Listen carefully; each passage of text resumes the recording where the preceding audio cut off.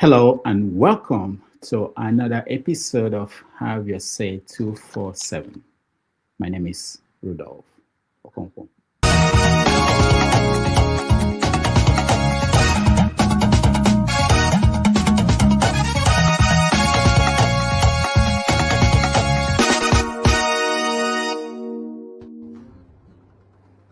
You are going to negotiate with America with oil. I am telling you, every American that comes here because of oil will die here.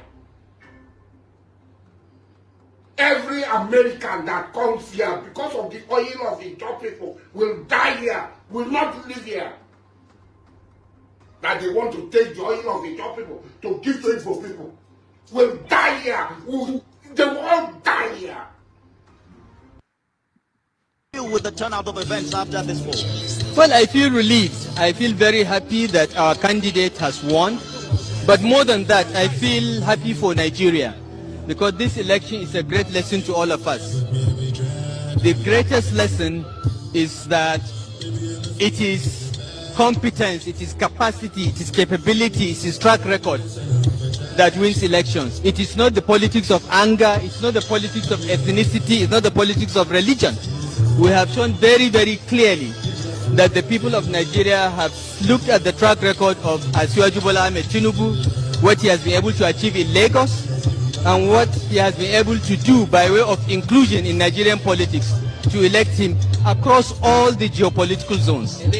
So I am relieved and I'm very happy that in spite of all the obstacles placed in our path, in spite of internal sabotage by people that are supposed to wish us well, God has decided that it is He who gives power to whom He wants when He wants.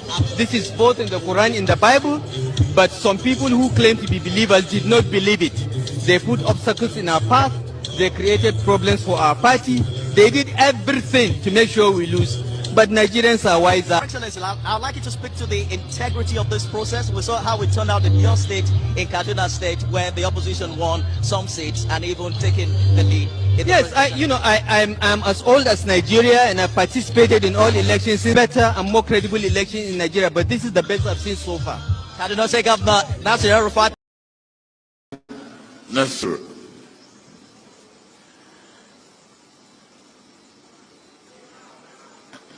make a promise. We won't let you run away from the country.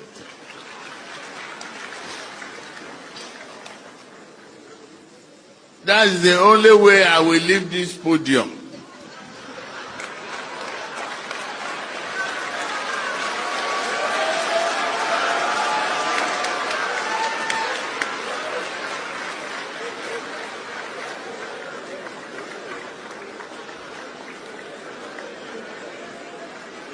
Where is the promise? You make the promise. I promise. Okay. Thank you.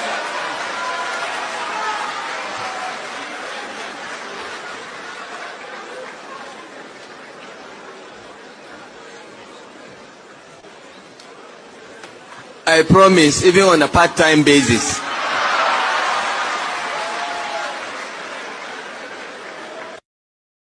I'm running for the chairmanship of AMAC because it is not just an area council. It is the microcosm of Nigeria. This is Africa's most populous capital city. And it is important that somebody who understands the world, but yet deeply rooted, leads, especially in this 21st century. To see injustice walking on its two legs and poverty in the shadow of power, or to have young, brilliant minds without opportunity, like our children being out of school without the urgency of attention, is unacceptable.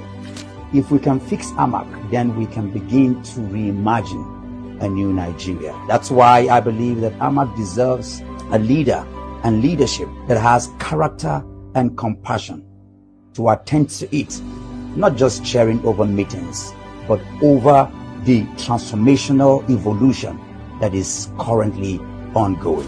This is why I'm running for the chairmanship of AMAC.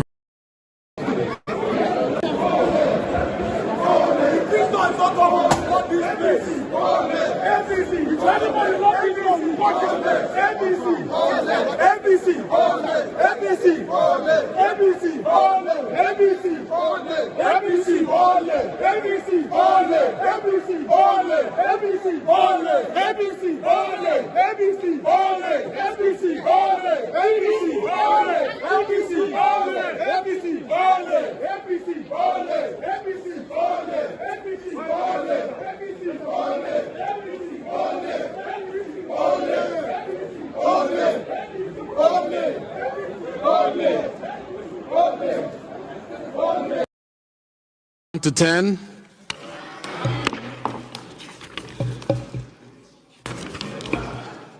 Clause 11 to 20.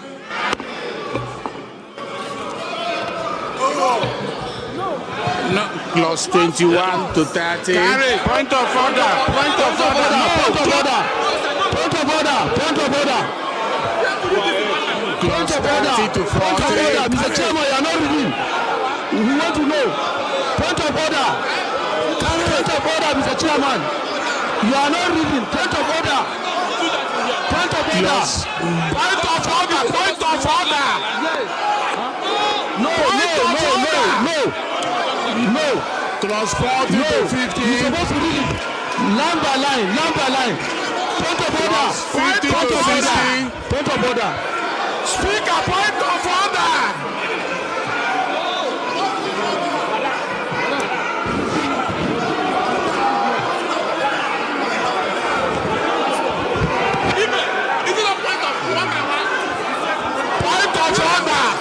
In that clause 60, clause 61, Point of order, Mr. Chairman. clause 62,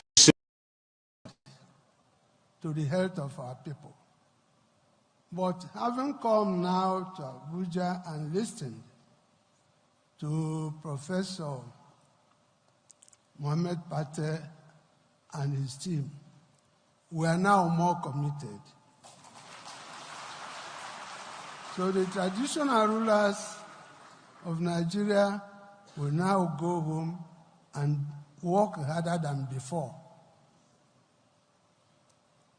But I must tell you, Mr. President, that personally, I don't feel very happy because you were not here in the morning. There were several speeches. We listened carefully. I listened to the opening address by His Imperial Majesty, the Owner of Ife. And he was gingering all of us to work as a family, to work as a team, to see Nigeria as one. And then I felt maybe this is good. But when you look at it, this same Imperial Majesty is arranging to confer a very high honor on Sunday Igboho, who in my own part of Nigeria in the southeast, we see him as a counterpart of Nnamdi Kanu.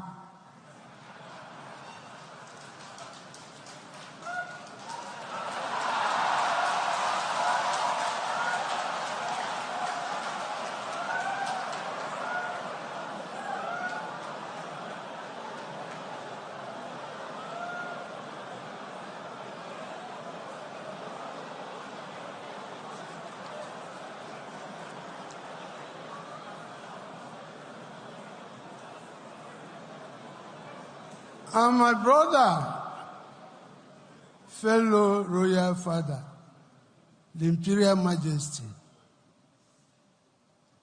does not seem to understand the pain in my heart when Nnamdi Kanu is in Sokoto.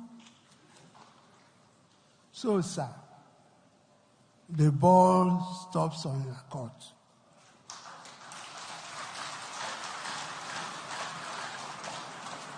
Bring this man out.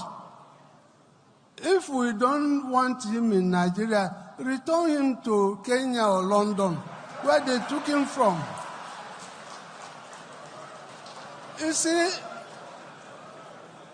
some of us here have been asked to go and work, but the young people in the Southeast are so agitated, they can even beat us.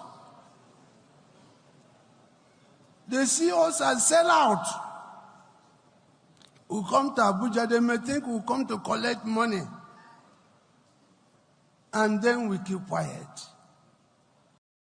Dissenting opinions, there's no way that anyone can argue against them.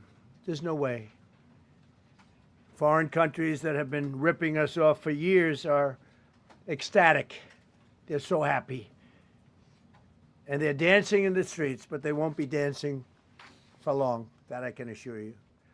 The Democrats on the court are thrilled, but they will automatically vote no. They're an automatic no, just like in Congress. They're an automatic no. They're against anything that makes America strong, healthy, and great again. They also are a, frankly, disgrace to our nation, those justices. They're an automatic no, no matter how good a case you have. It's a no. But you can't knock their loyalty. It's one thing you can do with some of our people. Others think they're being politically correct, which has happened before far too often with certain members of this court, and it's happened so often with this court. What a shame. Having to do with voting in particular, when in fact they're just being fools and lapdogs for the rhinos and the radical left Democrats, and not that this should have anything at all to do with it. They're very unpatriotic and disloyal to our Constitution. It's my opinion that the court has been swayed by foreign interests and a political movement that is far smaller than people would ever think. It's a small movement. I won by millions of votes. We won in a landslide. With all the cheating that went on, there was a lot of it, but we still won in a landslide. Too big to rig. But these people are obnoxious, ignorant, and loud. They're very loud. And I think certain justices are afraid of that. They don't want to do the right thing. They're afraid of it. This was an important case to me, more as a symbol of economic national security, and also, I would say, just for our country itself, so important, because we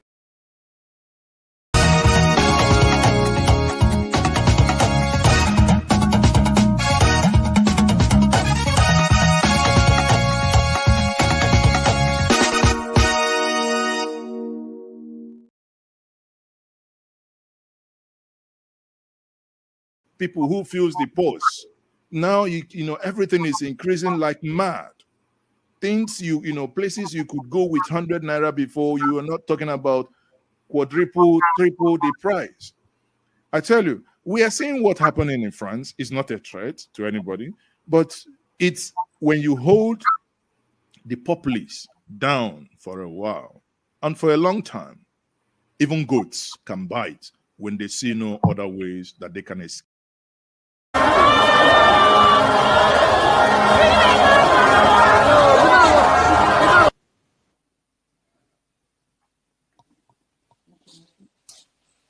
Some of this rally make my blood pressure go up.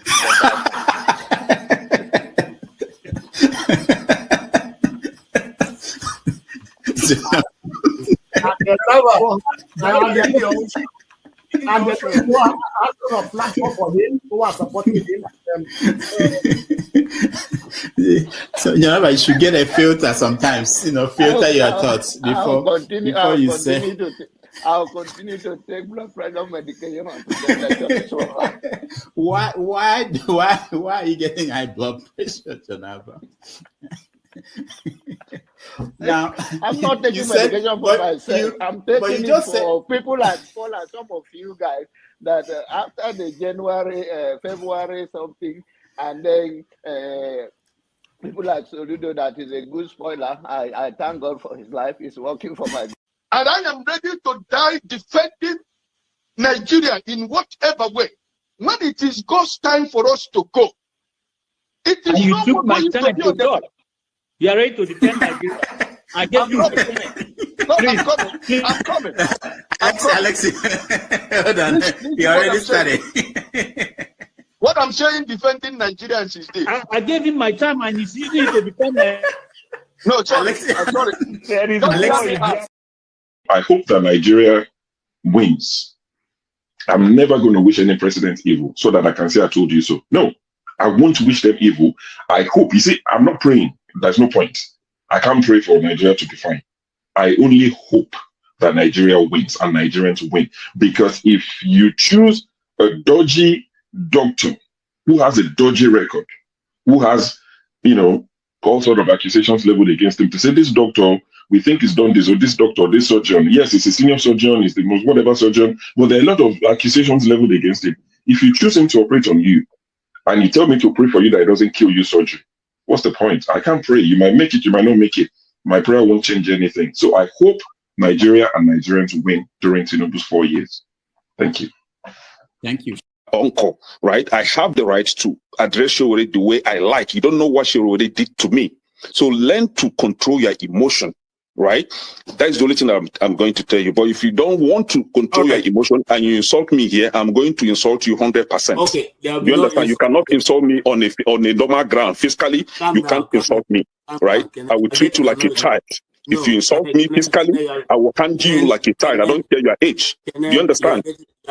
You are powerful over the camera, so you can say whatever you want to say, but you can't dare say it to me physically. You understand? I will handle you like a kid. I'm not joking. You understand? So learn to control your emotion. You understand? Learn to control your emotion. Please don't take him out. I also have a right to respond because you mentioned my name. There's no need to take him out. All you have to do is to meet them or something. And you're taking too long to admonish them. Comment. What did you say? Comment. I know, but he mentioned my name, so I'm asking to respond to him. When he gets your time, then you make a... No. He mentioned my name. If you want to make it rowdy, I will take you out. Take me out, you son of a bitch. Take me out. You think you're a big boy because you're moderating. Take him out, please.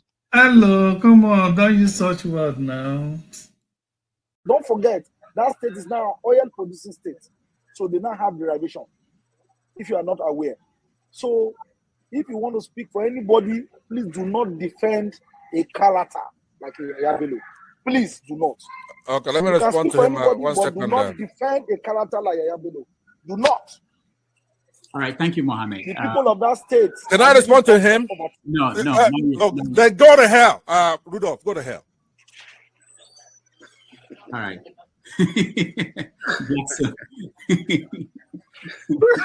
Rudolph, I've never seen this part of him before. Tinubu is a criminal, yes, of course, a categorical grade 1 criminal. The only person more criminal than Tinubu in Nigeria is probably Babangida. But he's a criminal, and is he fit for purpose? Absolutely not.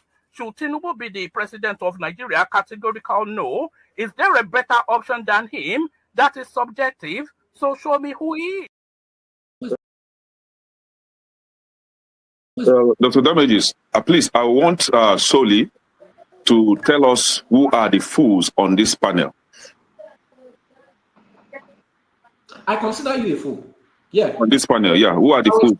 I will explain the foolish statement that you made. When you were talking about Sowore. I made a foolish statement. Yes, you did. You must be very stupid if you don't know how to respect your elder. You are very, very stupid. Are you crazy? You must be very stupid to use that word on your elders. Am I your mate? You're a very stupid boy. Can you learn how to talk? If you cannot handle it, don't ask me. Can you learn how to talk?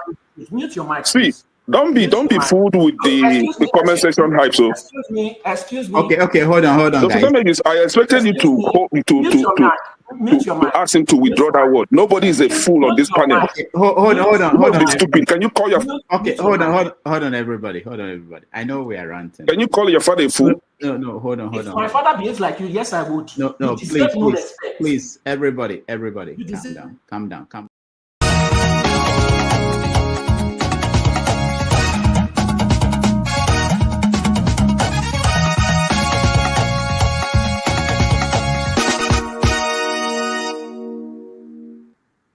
All right.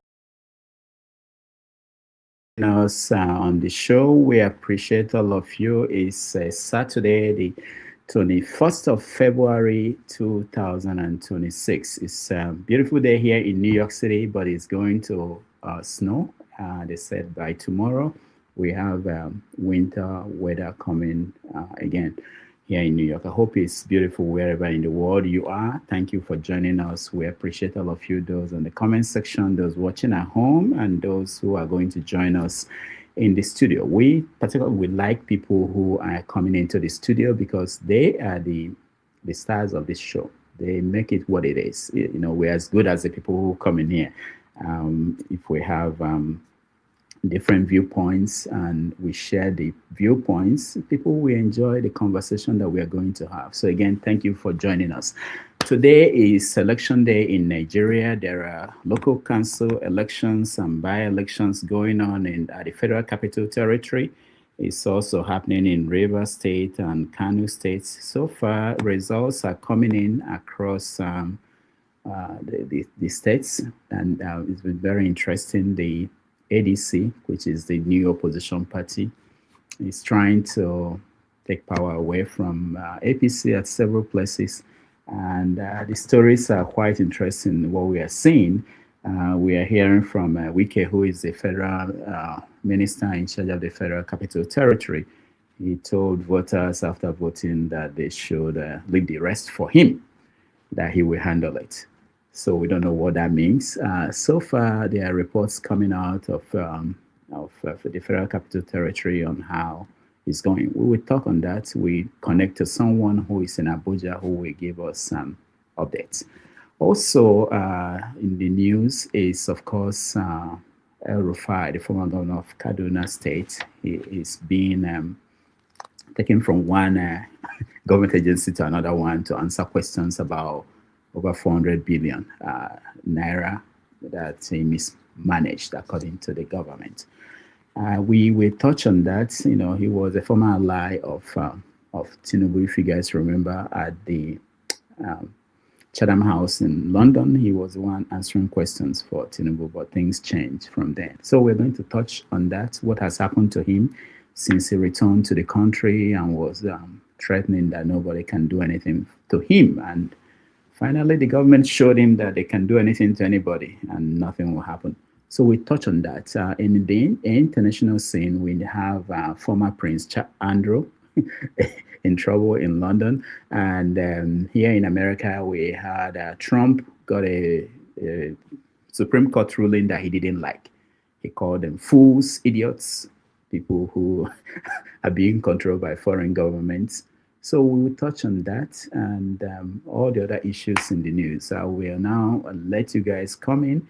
If you're in the studio and you want to be part of the conversation, turn on your camera so we can bring you in and begin the conversation today. Again, thank you all for being here. For those at home, we hope you participate by your comments and by liking the broadcast so that more people will see it, and you can share it on your own platform so that people will know what is going on here. One thing I forgot to mention that happened that was very important. Olusegun Obasanjo, who was the former president of Nigeria at the age of, I think, 80-something, showed us his dancing step this week. That's what.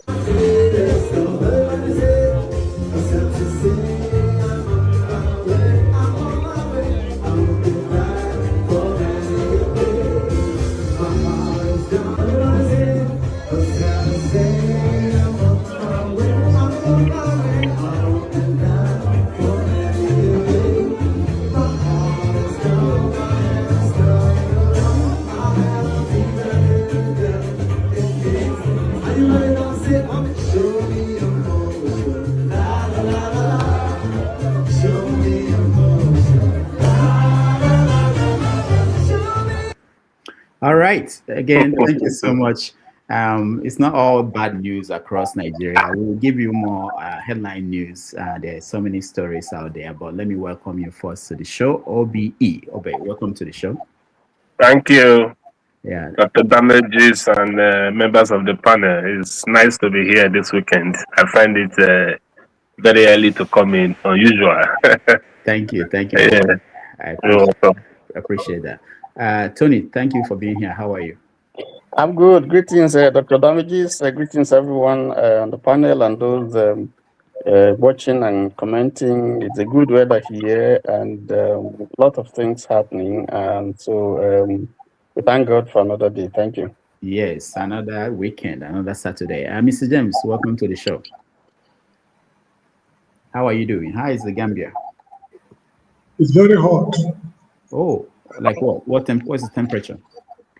It's about 28 degrees centigrade. That's about 80 degrees Fahrenheit. Wow. Wow. Okay. We can take some of those heat from you guys. If you don't need it, bring it up here. All right, thank you. CM, welcome to the show. Okay, yeah.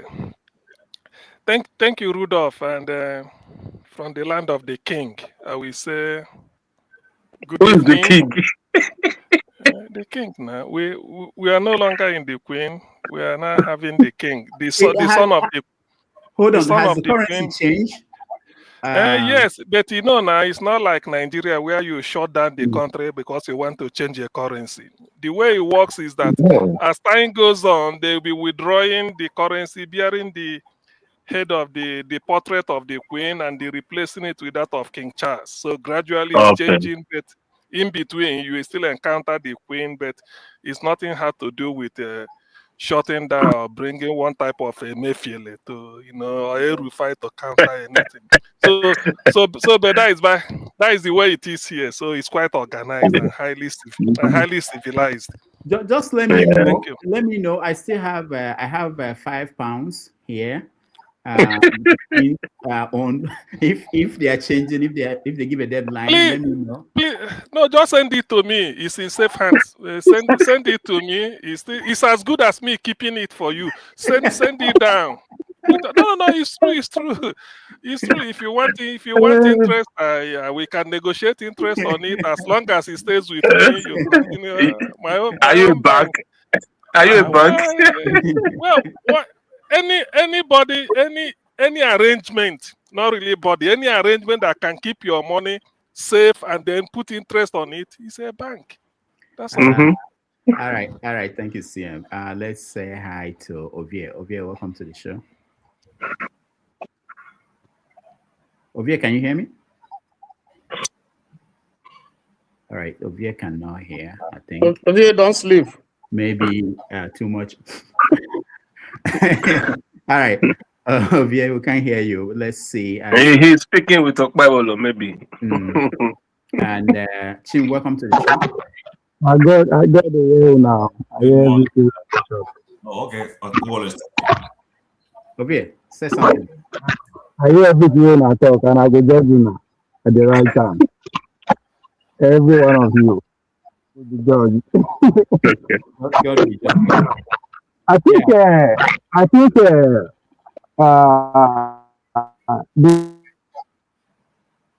Ovie, your line is not good at all. We will skip you for now. Let's go to who else came in? Oh, KJ. Oh, Chim. Yeah, Chim, go ahead. Yeah, good morning, Rudolph, and good day to everybody, wherever you are. Oh, it's good to see Show. Show is here on the show today. Interesting. All right. So yes, I think it's you're complaining about weather again this month. Whenever it snows, it's a difficult thing for us in New York to move around. We had a snowstorm here last week. We don't care about Canada. You guys are not important. This is where the world is. This is where everything matters. If Canada goes away, taken away by storm or something, the war will continue. But New York, it's over. All right, that's nice. An amazing lineup we have. All right, sorry, Chim. I think it's Ovie. Ovie, you have to figure out your connection. Go ahead, Chim. So I would say an amazing lineup you have here. So looking forward to be able to chime in, especially with the Eze. The Eze is my man. I wish I had access to Nobel Peace. We'll look for a category for him and give it to him. Yeah. We will talk about that. That's an interesting story. Let me say hello to KJ. KJ, how are you?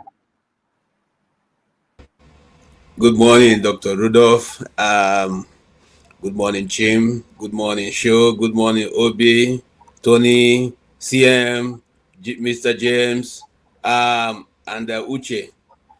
In fact, I don't know how you manage, but you seem to have the heavy hitters this morning. I'll just keep quiet and close my mouth and let you guys. Yeah, you have the heavy hitters. I mean, so something great must be happening either around the world or in Nigeria. Just to give you an update, ADC have taken the first of the wins in Abuja. What do you mean the first polling unit or? Wuse zone. They're taking Wuse zone.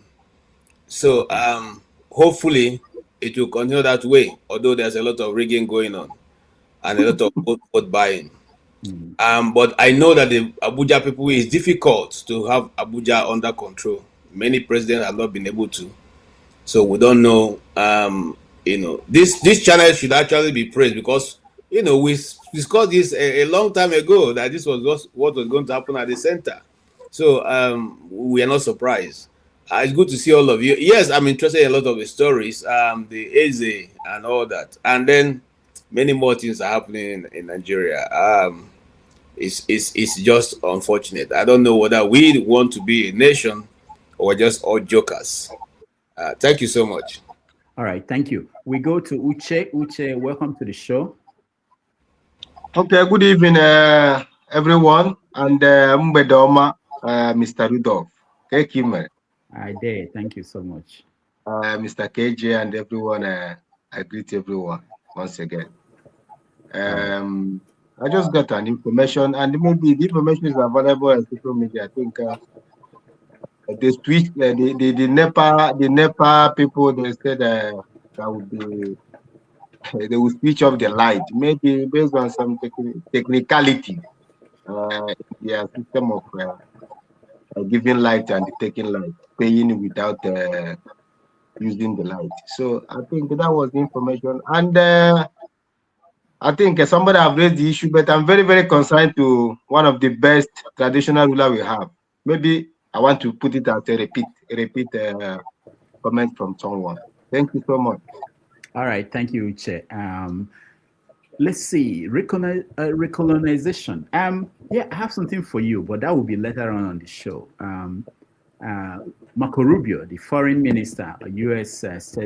Secretary of State, went to Munich, Germany, and actually supported what you've been saying, that Africa should be recolonized. And I don't know if they called you to be part of the people that will lead that effort, but welcome to the show. Recolonization, can you hear me? All right, I think the network are being recolonized. The noise we're hearing is from here. If I may just say something, the NEPA officials in Abuja actually announced yesterday there'll be blackout throughout Abuja today. Real story? That's what I'm saying. Yeah.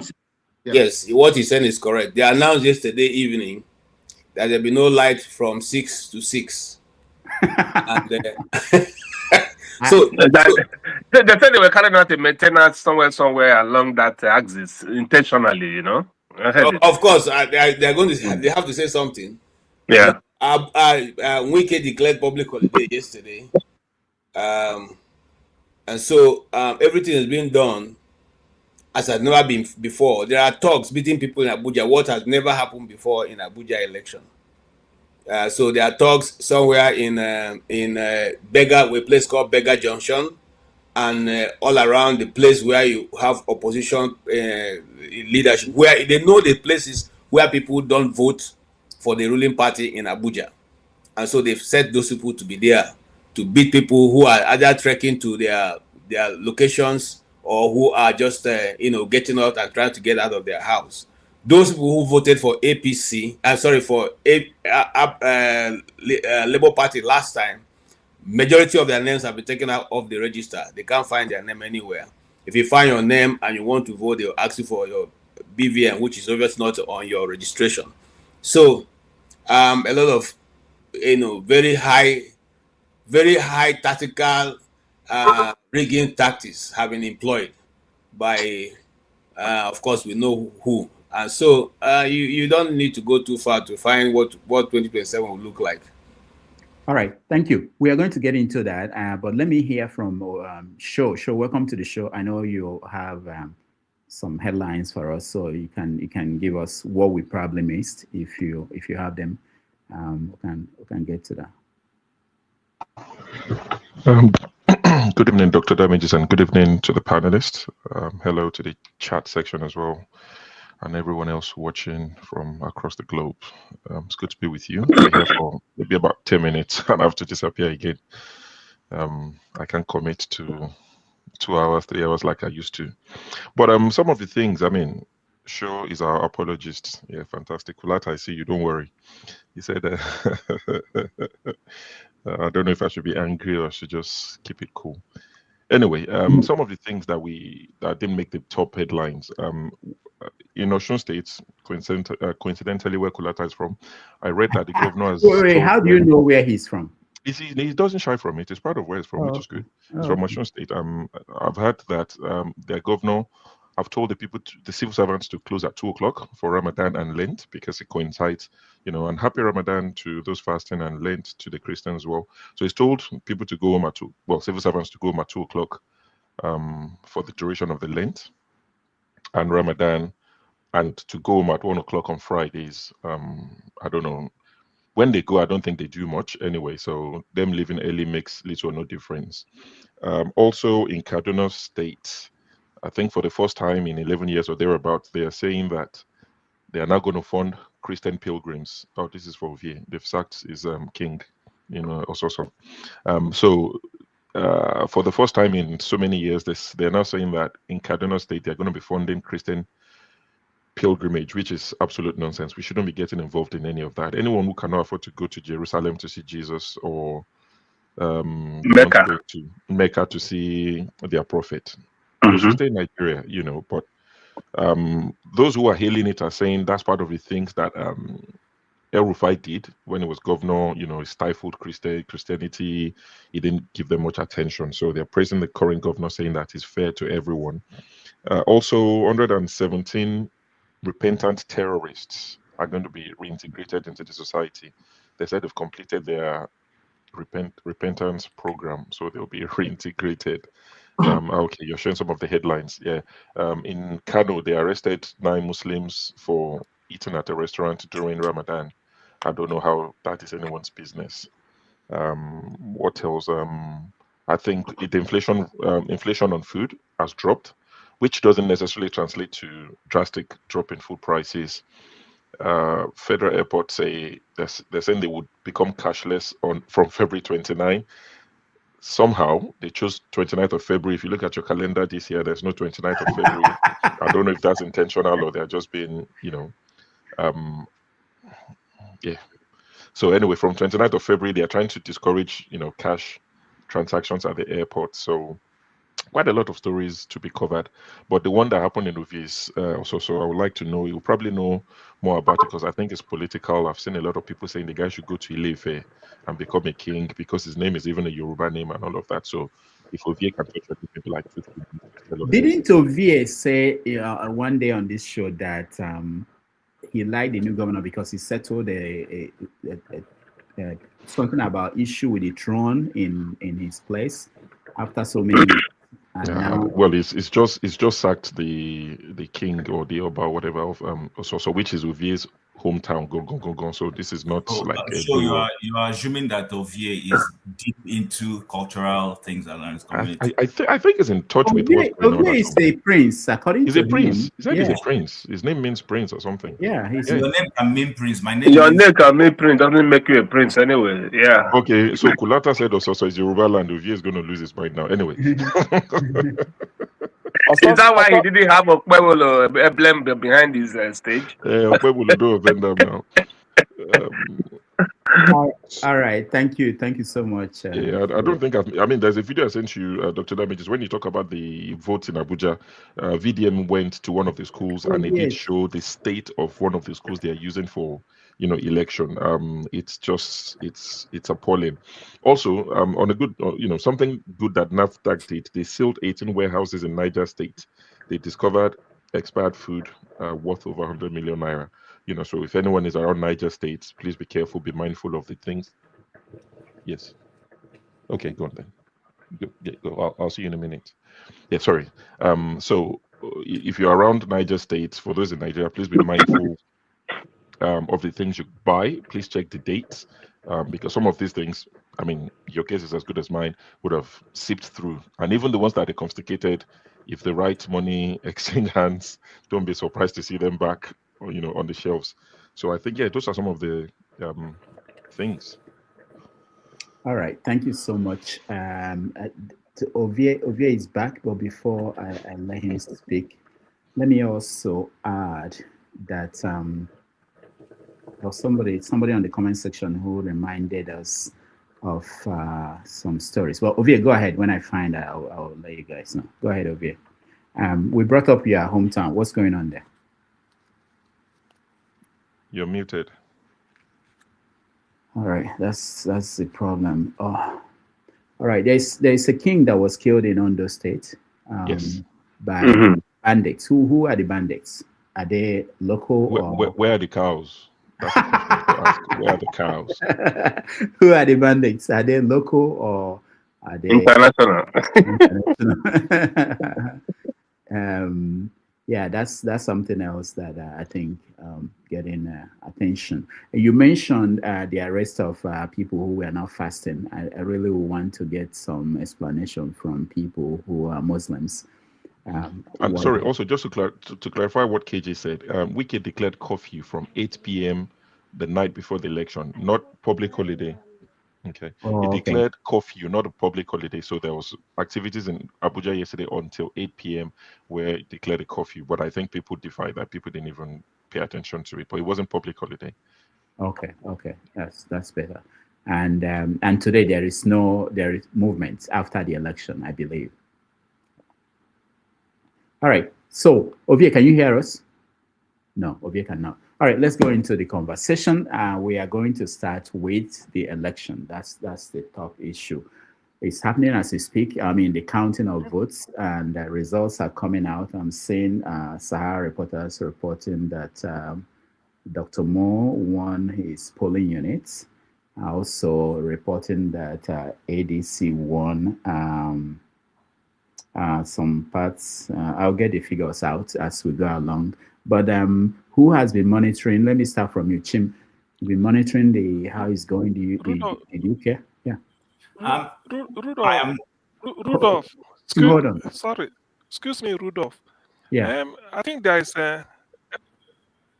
excuse me, Rudolph. I think part of the news that made the headline this week, probably, I don't know whether you are aware. I heard it, and it's on international news media.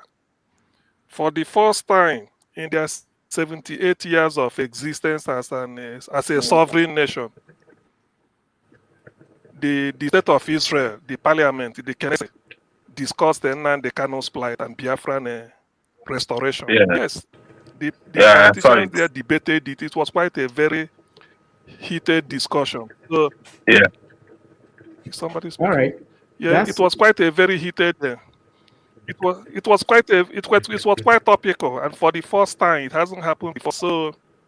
So to some of us who are fed up with Nigeria, even I can hear somebody now.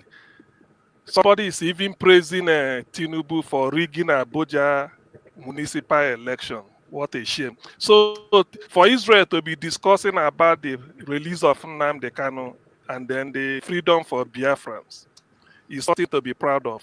That's why I keep saying Biafra is on the calendar. So that gladdened my week, and I'm quite.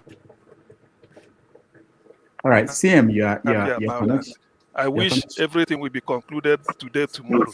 Thank you. we discuss All it right, in thank you, details Sian. later. Thank you. We have to fix your connection one day. All right, Chim, let's begin with the conversation on the election. How is it going? Are you monitoring what's going on? Any results you've seen before? Yeah, go ahead. Yes, I am not intentionally monitoring the elections, but by virtue of belonging to different WhatsApp groups, people are posting things that I'm seeing. I don't know how factual those things are, but let me just read one. He lives in Abuja.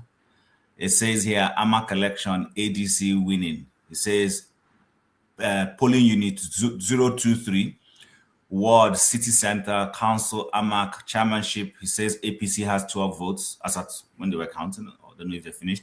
ADC has 53, ABGA 1, ZLP 1, SDP 3. Then the councillorship in the same place, it says APC has 9 votes, PDP 5, ADC 39, ABGA 2.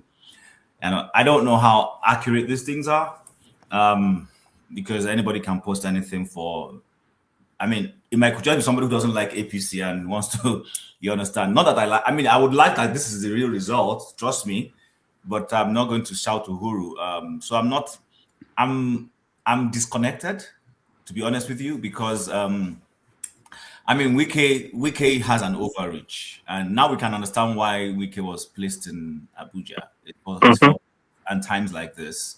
Yeah. So, to your question directly, no, I'm not monitoring anything, but of course, I'm seeing things like this because people are going to be posting stuff. That's all. All right, thank you. We can let's see if we can hear from other people. Ovie, welcome to the show. Thank you. So, Tim, that's also monitoring. I'm just monitoring it from WhatsApp. So, you know, when my connection they do, you know, go back and forth. I just understand now. You know, I was this close to betraying the covenant I have with my supplier, which is to say, anytime somebody want to provoke me to respond to anything that is not supposed to, I should just preach instead. So until that frustration come before I realized, oh, that was the message I was trying to pass. So the message today is that whatever you think you are today, whatever you are, anything it is that you be, is that the result of this is a decision of some other people. It's a political decision of other people that make you what you are today. And what you will be tomorrow is also going to be based off of other people's political decision. So stay active. all right, that's the message. Thank you so much, Ovie. I don't know. Mr. 1 second. Ovie, your background is not beautiful today with all your prominent people. Why? I tell you the truth, I lie to you. Which one? Because your truth always be joke and your lie. I don't know how we take it sometimes.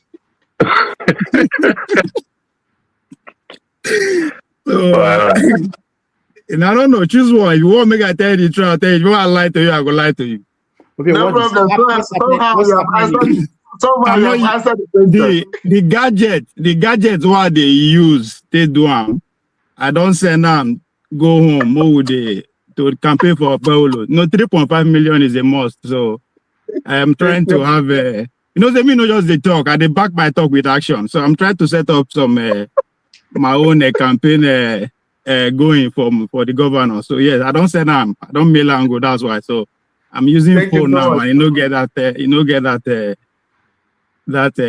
phone if you get that kind of facility to give me a background drop. That's why I don't see the background. So okay, no problem. Thank you so much. Yeah. So I take it that you don't want to respond to what's going on in your hometown. Oh no! I know. Oh, that one. I don't. I think they are trying to. They are trying to provoke me with that one. I've been saying it here. One of the reasons that I'm supporting Monday Paolo is that they was able to resolve a king. All right, maybe one day we'll contribute money and the most satellite for some people. When you notice, anytime his background they covered with equivalent and all the kind, his network is good. But when he took it out, there's problem. So have you noticed this? So village people. You're right. You're right. All right, let's move on. Tony, welcome. Yes, thank you. Greetings again. Yeah, I have been sort of monitoring what's happening in Abuja, and I think the reaction is mixed. There are areas where voting is said to have gone well. One of them, the army barracks. But there are quite a lot of manipulations. For instance, from the videos that I see, in Lugbe 2, that's Lugbe Primary School, Unit 009, suspected water buyer was nabbed by the police and was beaten. Abaji Council, particularly AU Suleiman Polling Unit 002 and 003, ballot papers were stolen following a fight. Police pepper sprayed, there was confusion. The allegations of the chairman coming over there to talk to them. Anyway, there was commotion, and in the process, the polling officers ran away, and some polling ballot papers were stolen. In Gwarimpa, by federal staff clinic, there were issues. Some voters couldn't find their names. There were allegations that a few hours before the voting, or a few days before voting, INEC had reshuffled the polling stations. So as a result of which people didn't find their names in where they thought their names should be. And then there were issues of registration also. We saw people complaining. So some people were disenfranchised. In Usman Ward 010, the polling unit is supposed to have about 5,000 people. They were told that only 14 are authorized to vote. So, and so on and so forth. So if you go to Wuse Zone 2, things are going well, but there was a poor turnout. The same thing in Baku Primary School polling unit 37. So it's the reports keep coming.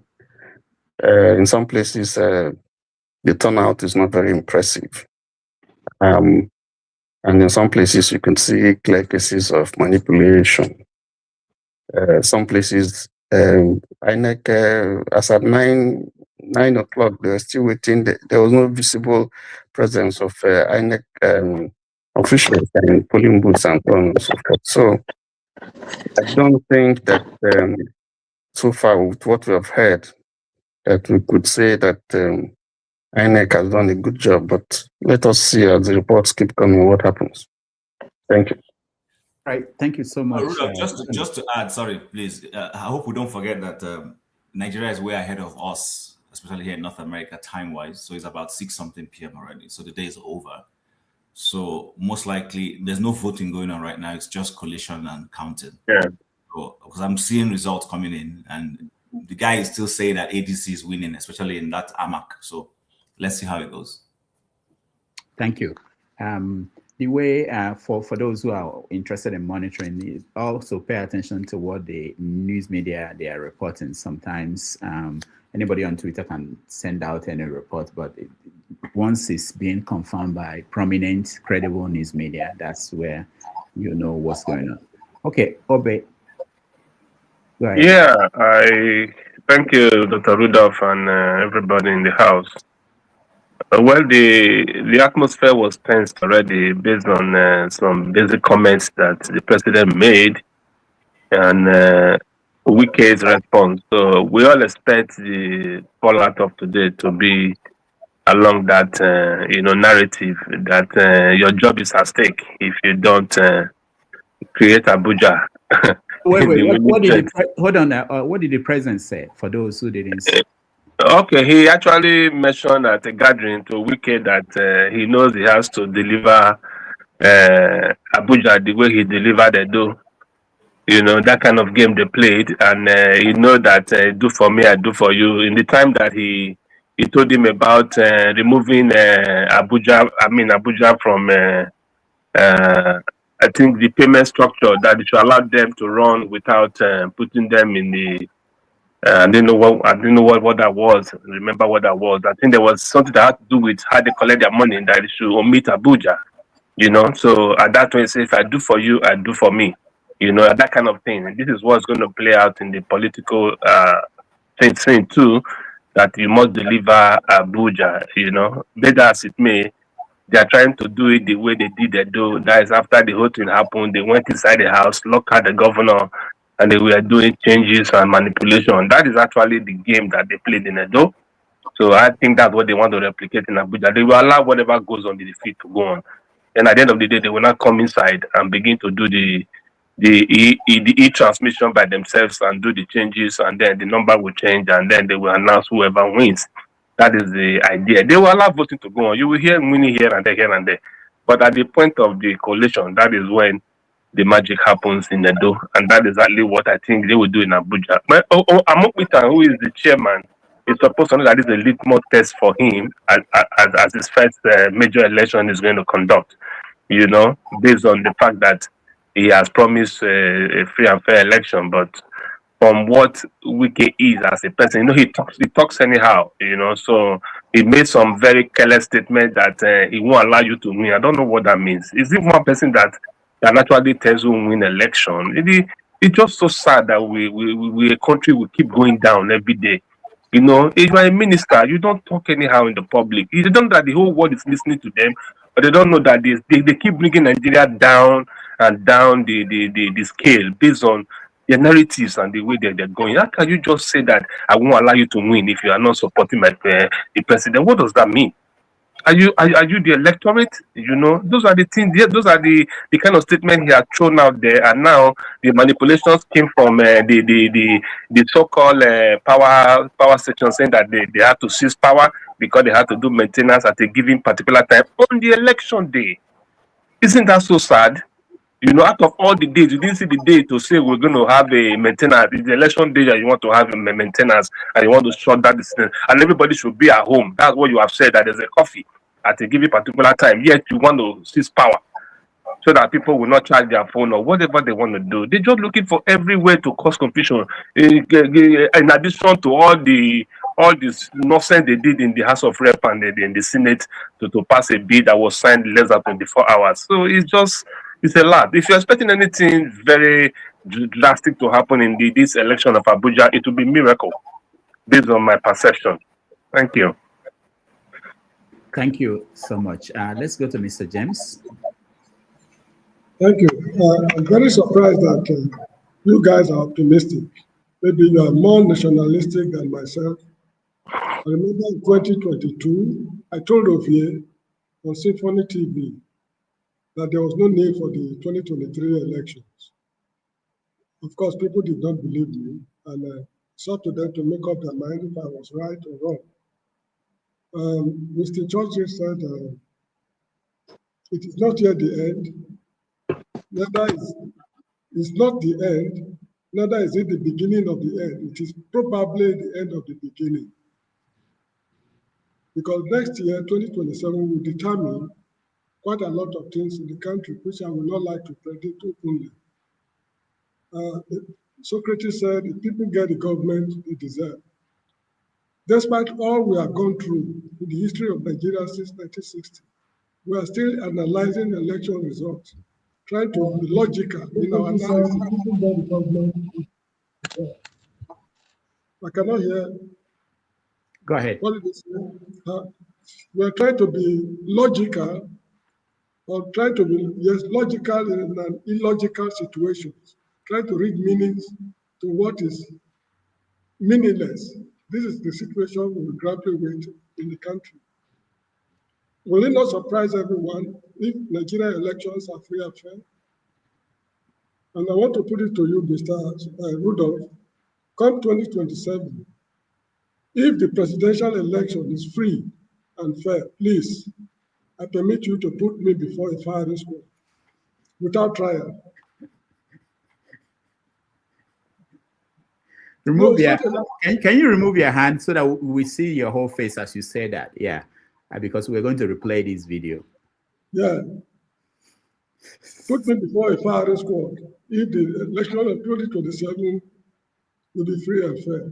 But Mr. James, I know what you are saying, but remember the Americans are in Nigeria, so it may not be the same, they will be careful the way they do things. Look, the Americans at any time, they are everywhere on planet Earth and even on the moon. They've sent satellites to Mars. They know what is happening there. You get the point? So they have been in Nigeria means nothing. Actually, those in Nigeria, they are very careful of their movement and how they interfere with the internal affairs of the country. That is not why they are there. They're not there for elections. You get the point? So please, I want to remind you again, if the election of 2027 will be free and fair, happen to be free and fair, put me before a firing squad without trial. Nobody will take you to task. All right. Thank you so much, Mr. James. Uche, you're next. Okay, am I coming clear? Yeah.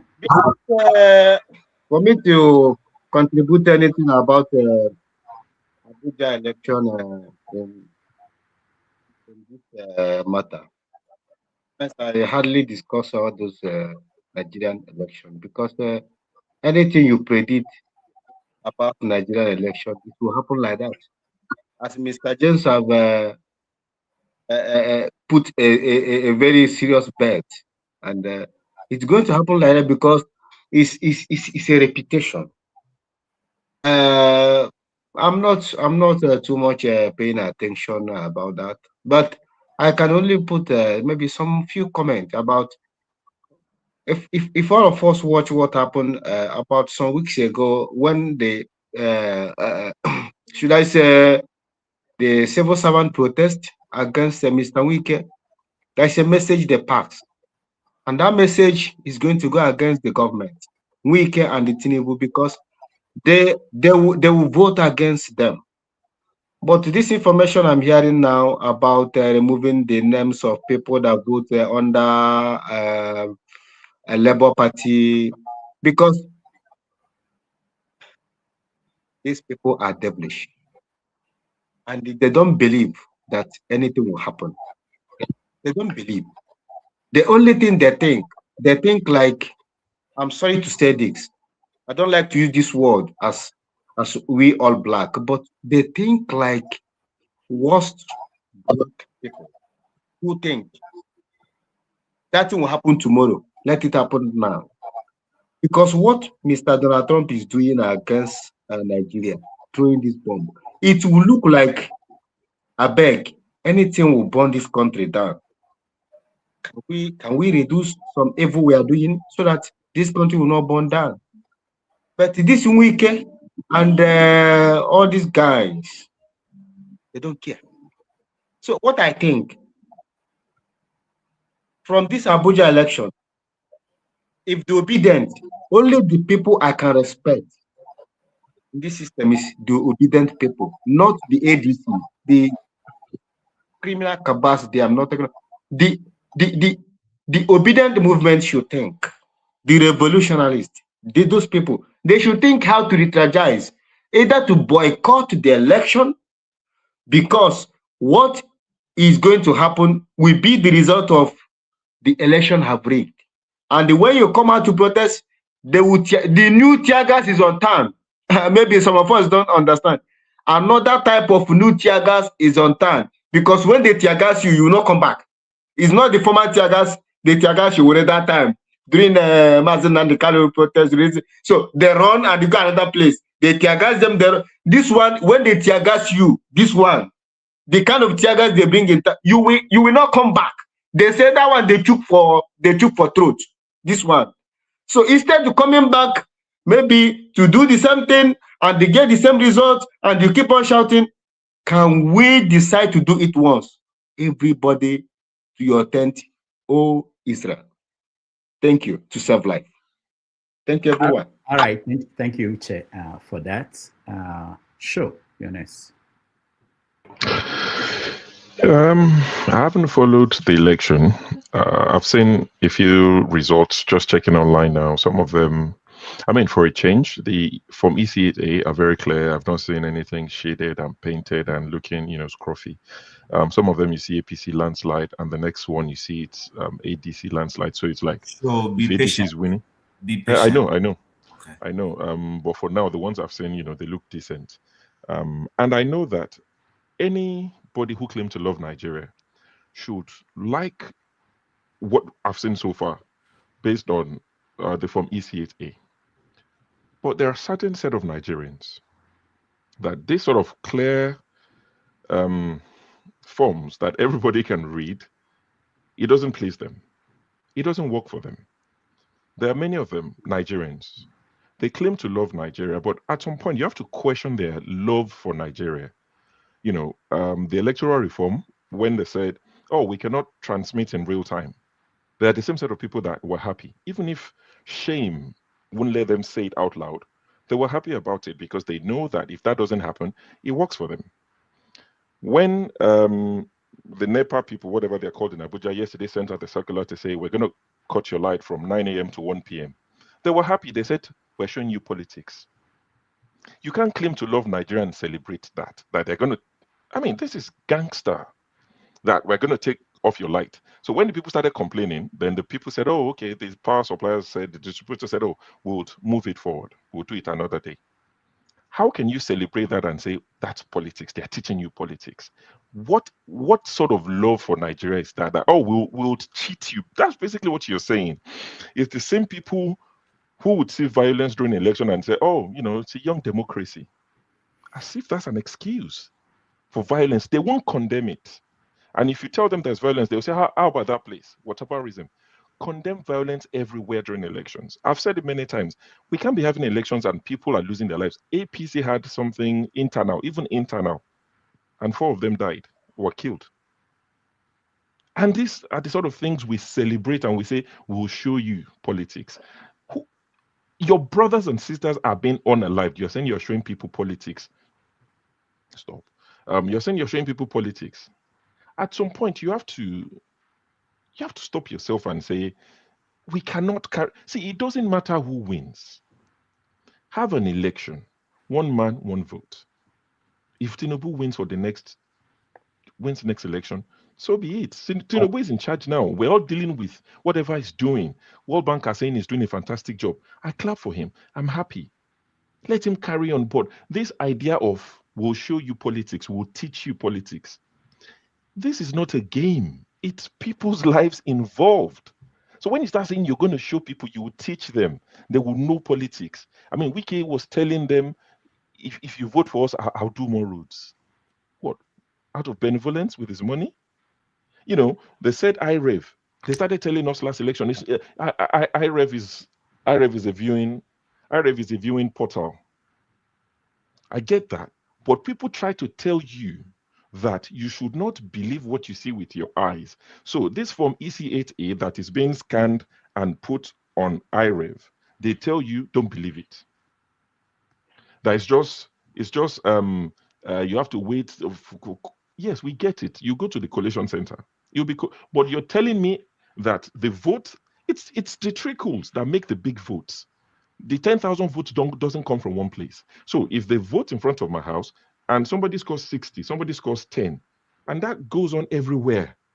That is what you collate. But they tell you don't believe anything you see on the form EC8A until we collate, because they know what happens at the collation center. So they tell people so that you start thinking, oh, okay, I shouldn't believe everything. Oh, all these small results that are trickling in, it doesn't make any sense. It doesn't matter. Of course it matters.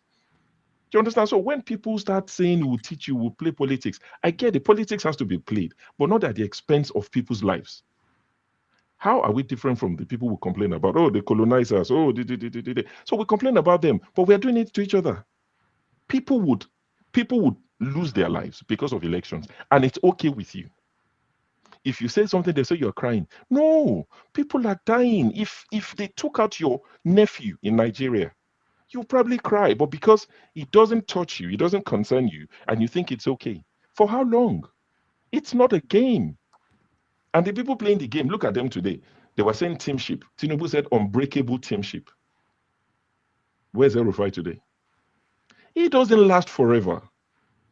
If they told Emefiele that he'll be carrying Bible now to court every day, he would argue. It was untouchable. I said it when El-Rufai was tweeting that they want to arrest him. They can't. I said, go and get El-Rufai the biggest Quran you can get. He will need it, bigger than Emefiele's Bible.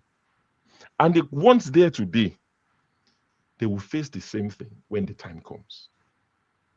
If you see someone like Pabio today, is a free man. If you see someone like who was another criminal that has joined the APC, like Oshiomole said, you join us, we forgive your sins. People see such things and it doesn't bother them. Nothing in them thinks this is not right. If this Kaduna guy, if he plays ball tomorrow, they will leave him. And people will say, yes, he's back in the fold, he's repented, So all these things that we do, I think if you're being paid, it's different. It's a gig. You do what you have to do. But for those of us who are not paid, just the regular commentators, just the regular guy, and you are backing these sort of things because my team, it's not Chelsea, Barcelona. It's people's lives that are being affected by these decisions. I wish Nigerians well. They affect me. If you say I'm crying, it's okay. I've said it here once, and I'll say it again. In any currency, I don't brag.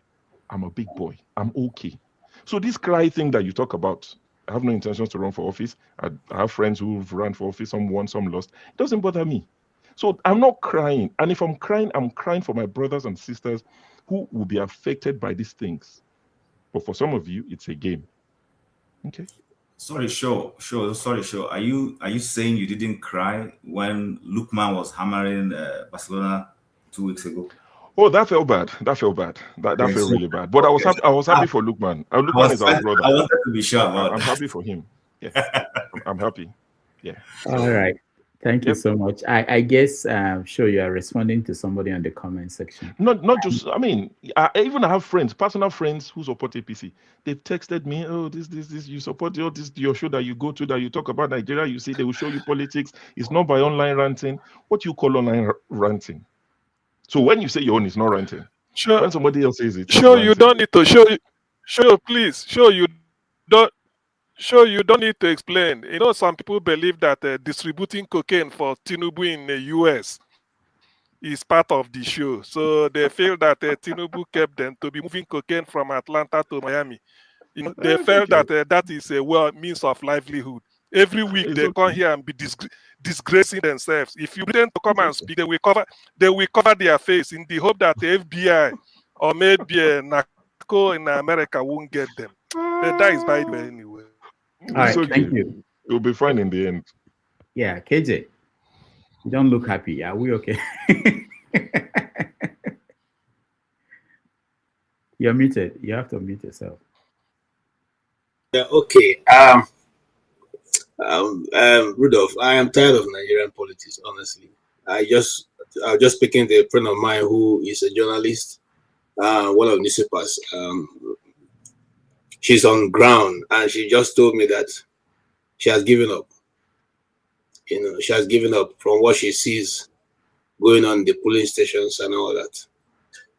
I don't know how, anything different from what we know happens in elections. No, it's the level of manipulation going on in the system. The level of money. You see, Abuja election used to be a bit, less of money. But since she's been monitoring election and Abuja, she has not seen like this before. People are beaten up, people are prevented. It's just that some part of FCT, the police, is helping to reduce that level. I don't know if it's surprising that the police is even acting to try to reduce people's money interference and all that. We can say we'll give it to the police for that, but like Sho just said, at the end of the day, they're going to get into a room and do what they need to do. We said so here on this channel that haven't done that work in River State. He's going to bring this guy to the center stage to use what he used in turning around the result in River State to do it for him in the FCT and around Nigeria, and indeed the Southeast. The truth remains, anybody who thinks that a gentleman will win election in Nigeria is just fooling himself.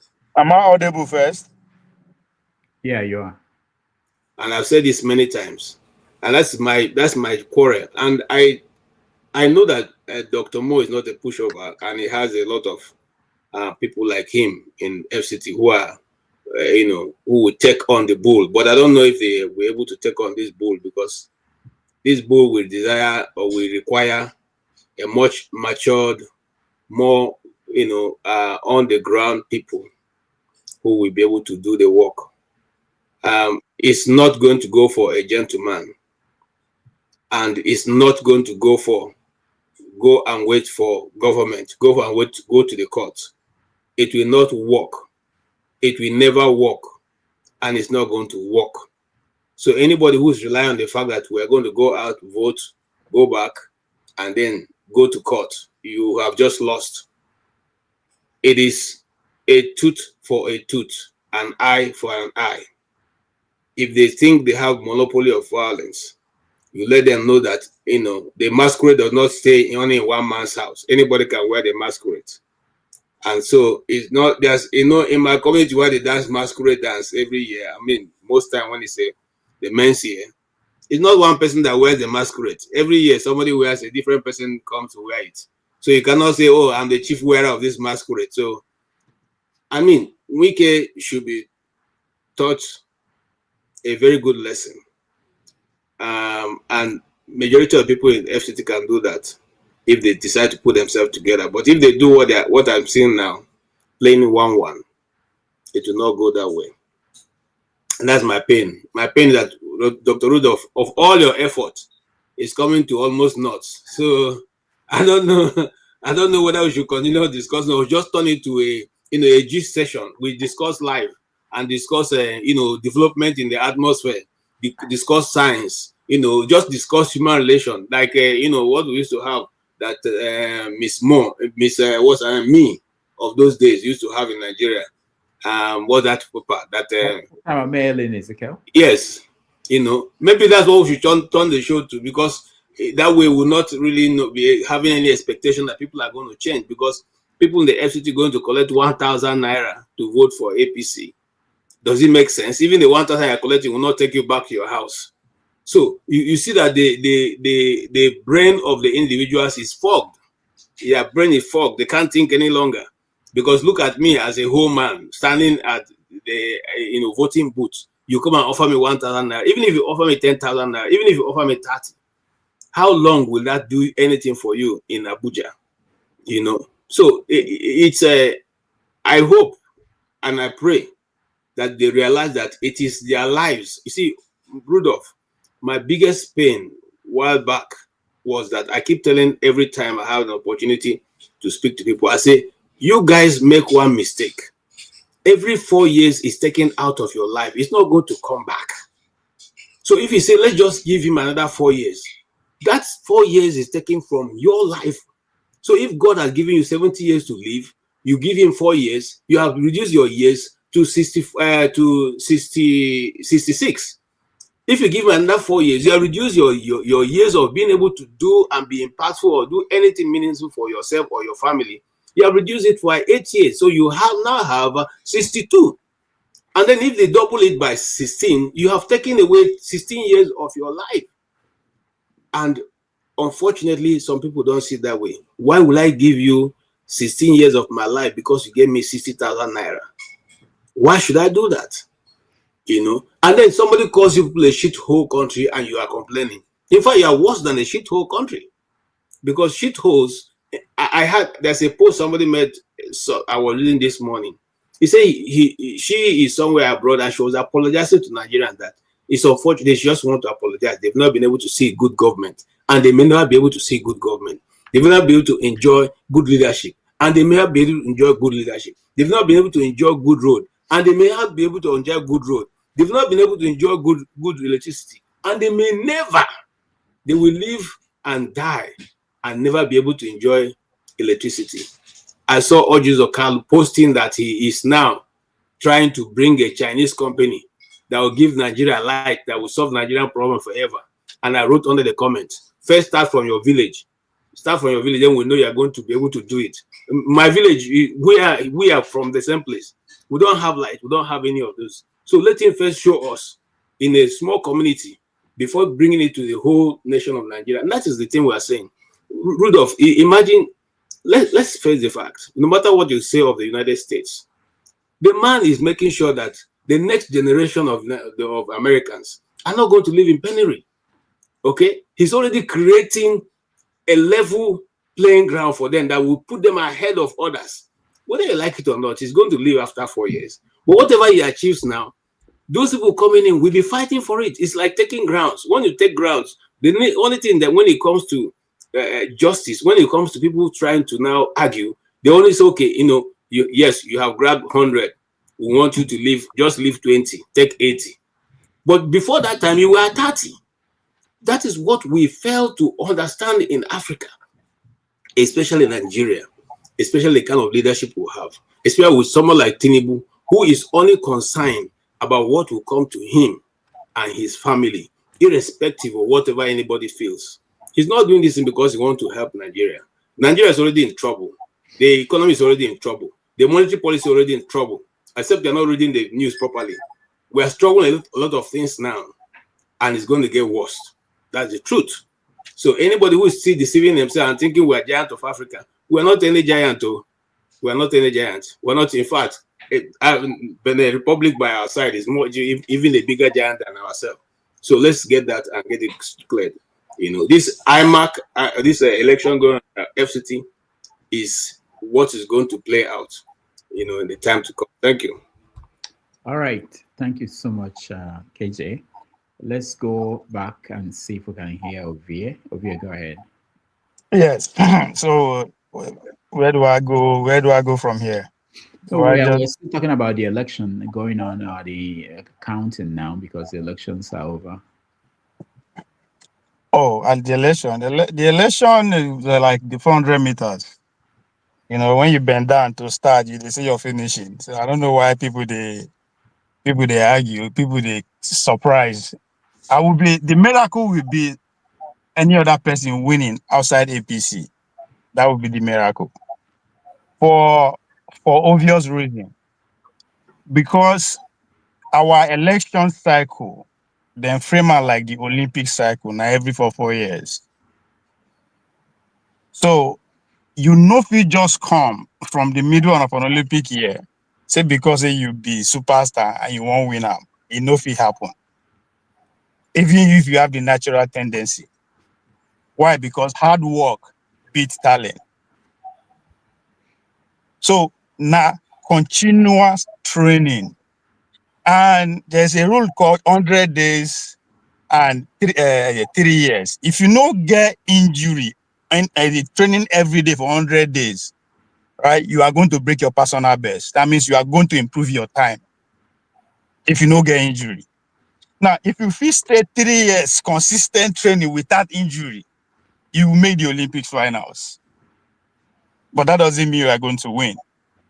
Because at that final level is beyond, there's a lot that has to come together. Talent one side, but how hard did you work? Did you outwork your opponent? Because it's a competition. Every day that goes by, if you don't do anything, your opponent is doing something. Then the third thing, now, who has the biggest heart? That is where psychologists come into play. People have to, like when you go see, say, the doctor surround your opponent just to psych them up. You say you don't give up. Why am I saying this?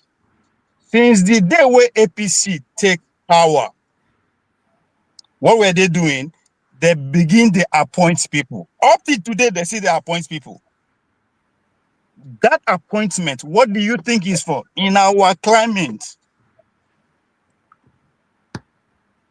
And again, as we speak, legally, IMF, they always beg Tinubu every now and then, when he go begin share the money, part of the palliative that will supplement the hardship that the subsidy and other policy will bring to Nigerians. And if I check clearly, last week, they come at us, they share over out of 15 million home, whether you want to agree with them or not, money was shared. So that is our reality. That's why they always talk every time. You as a somebody who is an opponent, you have to outwork the man in power. You have no choice. There is no two way about it. Especially when you understand these people, they can do anything. That's why I thought, when would they come out, they protest their rules? It's because they will not understand the reality of the game. Now let them they write their rules. You go protest me, they adjust to who to their own disadvantage. It will not make sense like that. That's our reality. Does that mean that's how things should be? That's not what I'm saying. But this is our reality. So I don't know why we be surprised, but it's easy for us to blame the common man. The average common man brain don't die. The question is that, when was the last time you actually sit with the common man? How long have you spent with him for the past 3 years? Just because they will come few months to election and begin shout, we think that will change an average person. No. The reality still remains that an average Nigerian, once you wake up, is what do I eat today? How do I survive? Every ideology comes second. So if you don't have the resources to actually put people to work, forget it. So the idea is that, oh, people they shock, Abuja people, no. Just because you see this opposition party member come together few days to the election, begin ginger everybody on television, that doesn't mean it's actually triggering down to the people on the ground. Or how long have they been doing it? Because as I said, APC they reach out to individuals that will manipulate the election, that will do whatever you think that will do for them from day one when they take power up to today. They are still doing it. They will see make appointment tomorrow. So that's the reality. So most people know they come, they shock, say, oh, APC regulation. They don't say this person could do that. I mean, we are deceiving ourselves, especially if you are an adult Nigeria. Nothing is operation at this point. It is our preparation. I keep saying it. People don't bring change. Only organized people bring change.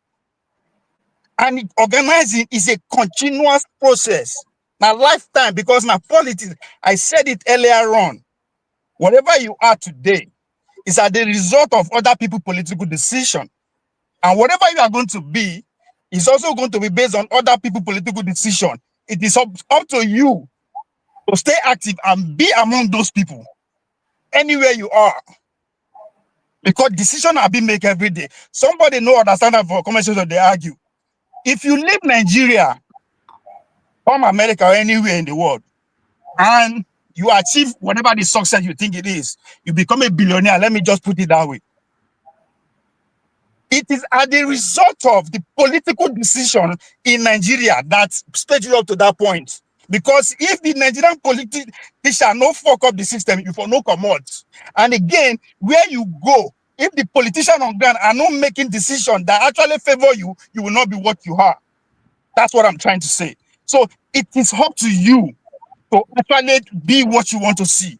That's why when Mo come that day, I remember when everybody said, "Oh, you know, go happen anything," you know, say, well, you are not helping anybody, including yourself. And the reason we come here every day is because we are frustrated where we are, not where we are coming from. If we are not frustrated where we are, I swear to God, we're not going to come here every now and then. Okay. I'll land on that. Okay, Ovie, thank you so much. Let me bring Don't in... mind, just give me 1 minute. Ovie, Dr. Mo has been campaigning for so long. Don't take it that they were grassroots movement. I know Dr. Mo personally, and I knew what they were doing. I am not saying he's not doing anything. Hold on. No. I'm not saying no, they do anything. You make it look as if they're just waiting in the wings and waiting for... No, you only saw this thing because heavy hitters came in at the end. But they have been...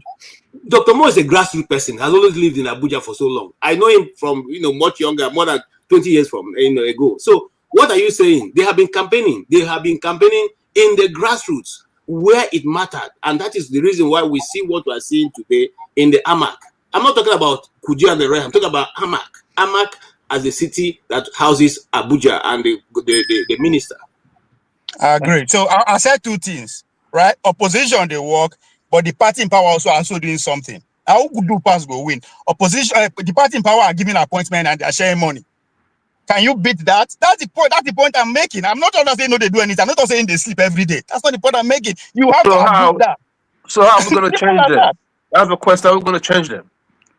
You, me, and you. Every one of us. Hold on, guys. Every one of us. Not them. Me and you. Okay. All right, hold on. Thank you, Ovie. Before we continue, tomorrow on 90 Minutes Africa, Dr. Franklin Obunweze will join us to talk about Africa's strategic future in this new world order that we're facing and everything that has to do with U.S. troops in Nigeria, the election, and the Munich Security Conference. So tomorrow at 6:30 Nigerian time, 12:30 US time, if you can join us. It's very interesting each time we have him. All right, at this point, I have to take care of something, a connection to tomorrow's show. So I will hand over to, where is my, Chim, yeah, Chim is here. So Chim will moderate and KJ is here to help if Chim runs her into. So I will be back, but let me take care of a few things behind the scene for tomorrow. So the conversation should continue. I think the next person online is supports diaspora voting, which is Loco P, if that is still his name. Loco P, how are you? Doctor. Oh, you're on the phone. See, this is, you imagine you're on CNN. CNN gave you opportunity to come and air your view, and you stay on the phone when. Anderson Cooper is trying to talk to you, and you're on the phone. No. I was trying to talk to Prince Charles, or sorry, King Charles. King Charles. All right. Okay, so I'll be back. Chim, thank you so much for taking over, and I see some people back in. We'll bring you guys in when I leave. Okay, thank you. All right, thank you, Rudolph. So, Local P, quickly, we just want to round off on the what your views and thoughts are on the local government elections in Abuja. To be honest, I have no view. Let me know because you know where you want to pass. Not that I have any view. Like I decided just to not to follow up because I think as a matter of fact, since all the hula baloo, demonstrations I've seen in Abuja, I'm not really seeing any Abuja person apart from maybe Showori or those people who are always leading the demonstration in Abuja. I really want to see Abuja indigents, you understand, come out to take this because this is their dwelling, you understand, not foreigners who don't come from Abuja. They live there because maybe by virtue they live in Abuja. They are the ones taking the lead demonstration against the government, either local or federal, whatever.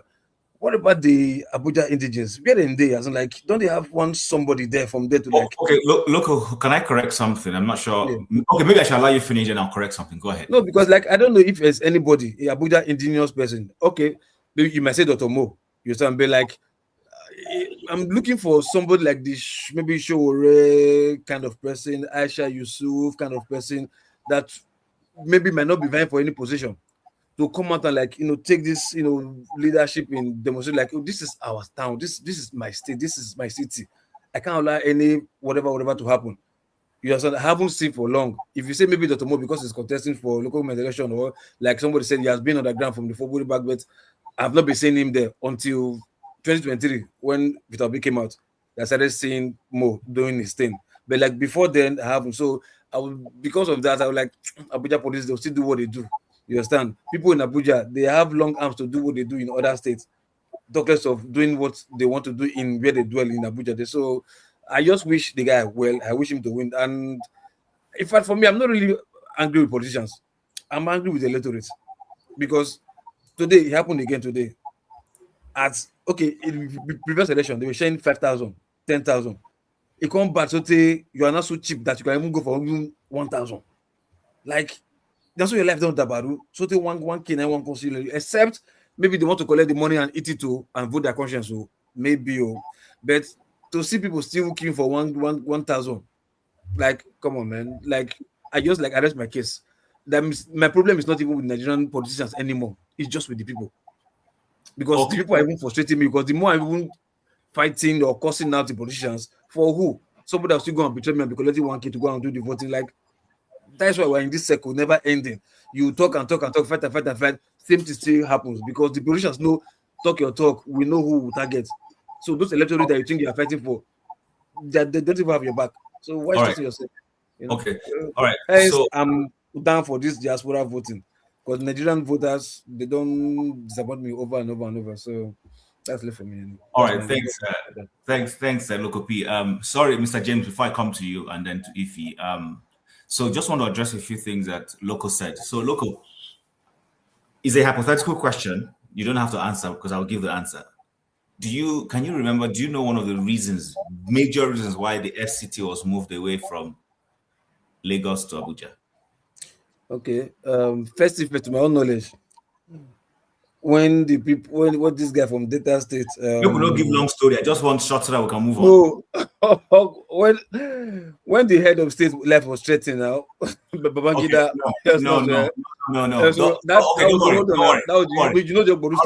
Okay, so I guess the head of state you are trying to mention is Babangida. The federal capital had been moved away from Lagos to Abuja way before Babangida dreamt of being president of Nigeria. Okay, I don't know that story. The decision was taken in the 70s, around 75, 76. Oh, really? And then they started building it. And one of the things was they didn't want a federal capital that would be linked to any ethnic group anymore. That was why when they went to Abuja, they resettled the original owner of the land elsewhere. It's supposed to be a melting point. So the whole idea was, at the aftermath of the Civil War, one moved the federal capital to somewhere central. Two, for security reasons, people felt federal capital being in Lagos. Security at the border security. I also heard that the border security. And then Lagos has started becoming congested. But the one I want to dwell on, because of something you said, is the fact that they wanted it to be somewhere that had this unity. Nobody's going to claim is their place. So the concept of indigenship is not supposed to be happening in a modern day Abuja anymore. We don't want to be having the things we're hearing in Lagos, where some people is claiming is our land, no man's Lagos is our land. That anymore. So why am I saying this? Many of the people who have hold on, sorry to say, if that be the case from what you said, good premise anyway, but why are they still cutting Abuja with northern, like, northern. Hold on, because you see, the military tried to do a good job, but ended up doing a bad job. The good job they tried to do, listen, give or take, the military tried to be as unitary in terms of collaborative or carrying everybody along. However, at some point, they also failed. These guys in Agbada are the ones who have come in and have started saying this place is our land. That's why you hear a lot of Northerners insisting that whoever will be senator in Abuja must be somebody who has a Northern background. During the military era, the people who were chairmen of Abuja Municipal Council and other were not necessarily Northerners. Quote me, I can't mention names of people that I don't want to mention their names. AMAC, for instance, for a long time, Igbo people were the ones chairman of AMAC for a pretty long time because they just allowed people who had good interest to develop the place to be the people who rule. But if we're going back to this thing that the indigenous people should know, then Nigeria is totally failed. That's the point I wanted to bring out. So Abuja is not supposed to, we're not supposed to be hearing where are the indigens. The indigens should be the one. No. They are moliless. Yes, we run away from that. Sorry, but I think there was a time. Was it not where the indigenous came out? Like they were demonstrating. Like, so I said they resettled them. Remember, that time they resettled them. They took away land from them and they resettled them so that they will not be claiming anything about Abuja anymore. That's the whole idea. Yeah. As everything in Nigeria, somehow we go backwards. So, guys, I just wanted to point that out before I give the other. Yes. Add this one to it, Chief. One of the reasons they took it to that place far away from like the shores is because of foreign intervention, right? Security, for security reasons. So that was also involved. All right. Made enough for water enter. Someone will tell me when they came Abuja again. That's a very hard one to sell because imagine say it happened to your village, right? But this government does its job well, very well. That won't happen. That's the point. You're right. That's it. Okay, I agree. Anyway, Yeah. Aside from that, Kim, this was agreed upon. It's not as if somebody woke up and just jumped at it. It was agreed upon. It was one of the reasons why Abuja was moved. Moved from Lagos to Abuja. It was agreed upon that it's not going to have indigeneurship. That is in the Nigerian constitution. Let's move on. Let's move on, please, guys. So, Mr. James, you were trying to say something before I come to Ife. Oh, why don't let Ife speak first? Okay. All right. Yes. Is Ife hearing us? Yeah, can you hear me? Yes, go ahead. Good morning. Good morning, everybody. I'm so sorry. He reached the laugh. What we're discussing. He reached to laugh. Oh boy. I'm sorry. I've been listening. In fact, Nigeria, I don't know what to say at this point. I am fed up. When I say that I'm fed up, I am fed up. But let me say just one thing. You see, the problem of Nigeria is not the leaders. The problem of Nigeria is the citizens. They are the problem. When you're talking about rigging the election, when you're talking about vote buying, it's not the leaders. The people doing this are just ordinary citizens like me and you, sitting down here. I heard when somebody was saying 1,000, 5,000 and all that stuff. These people, they need to be educated. If you're talking to somebody in the north and you give them something like 5,000, that's a lot of money to, some of them. But for me and you that are sitting here every day talking, we're educated. We know that 5,000, 1 million won't even do anything for us. We come here every day and talk about the same thing, and that's the same thing I keep saying. How do we move this country forward? We've seen that this democracy doesn't work for us, and it's not going to work for us. I've said it so many times. It's not working. It's not going to work. The only way it will work is just the way it is working now, is favoring the people in power. Again, I say it over and over again. I don't hate Tinubu, but if Tinubu sure he won the election of 2023, why all these shenanigans going on? Why all these? What's wicked going from Port Harcourt to Abuja, Abuja to Port Harcourt, going back and forth just to rig election? With all that energy, do you know the energy these people waste in doing all these things? If they put the same energy in fixing Nigeria, they will live longer. Why are you having sleepless nights over election?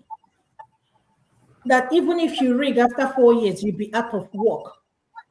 Nobody will remember you again. And the question you're going to ask yourself, what legacy are you guys leaving?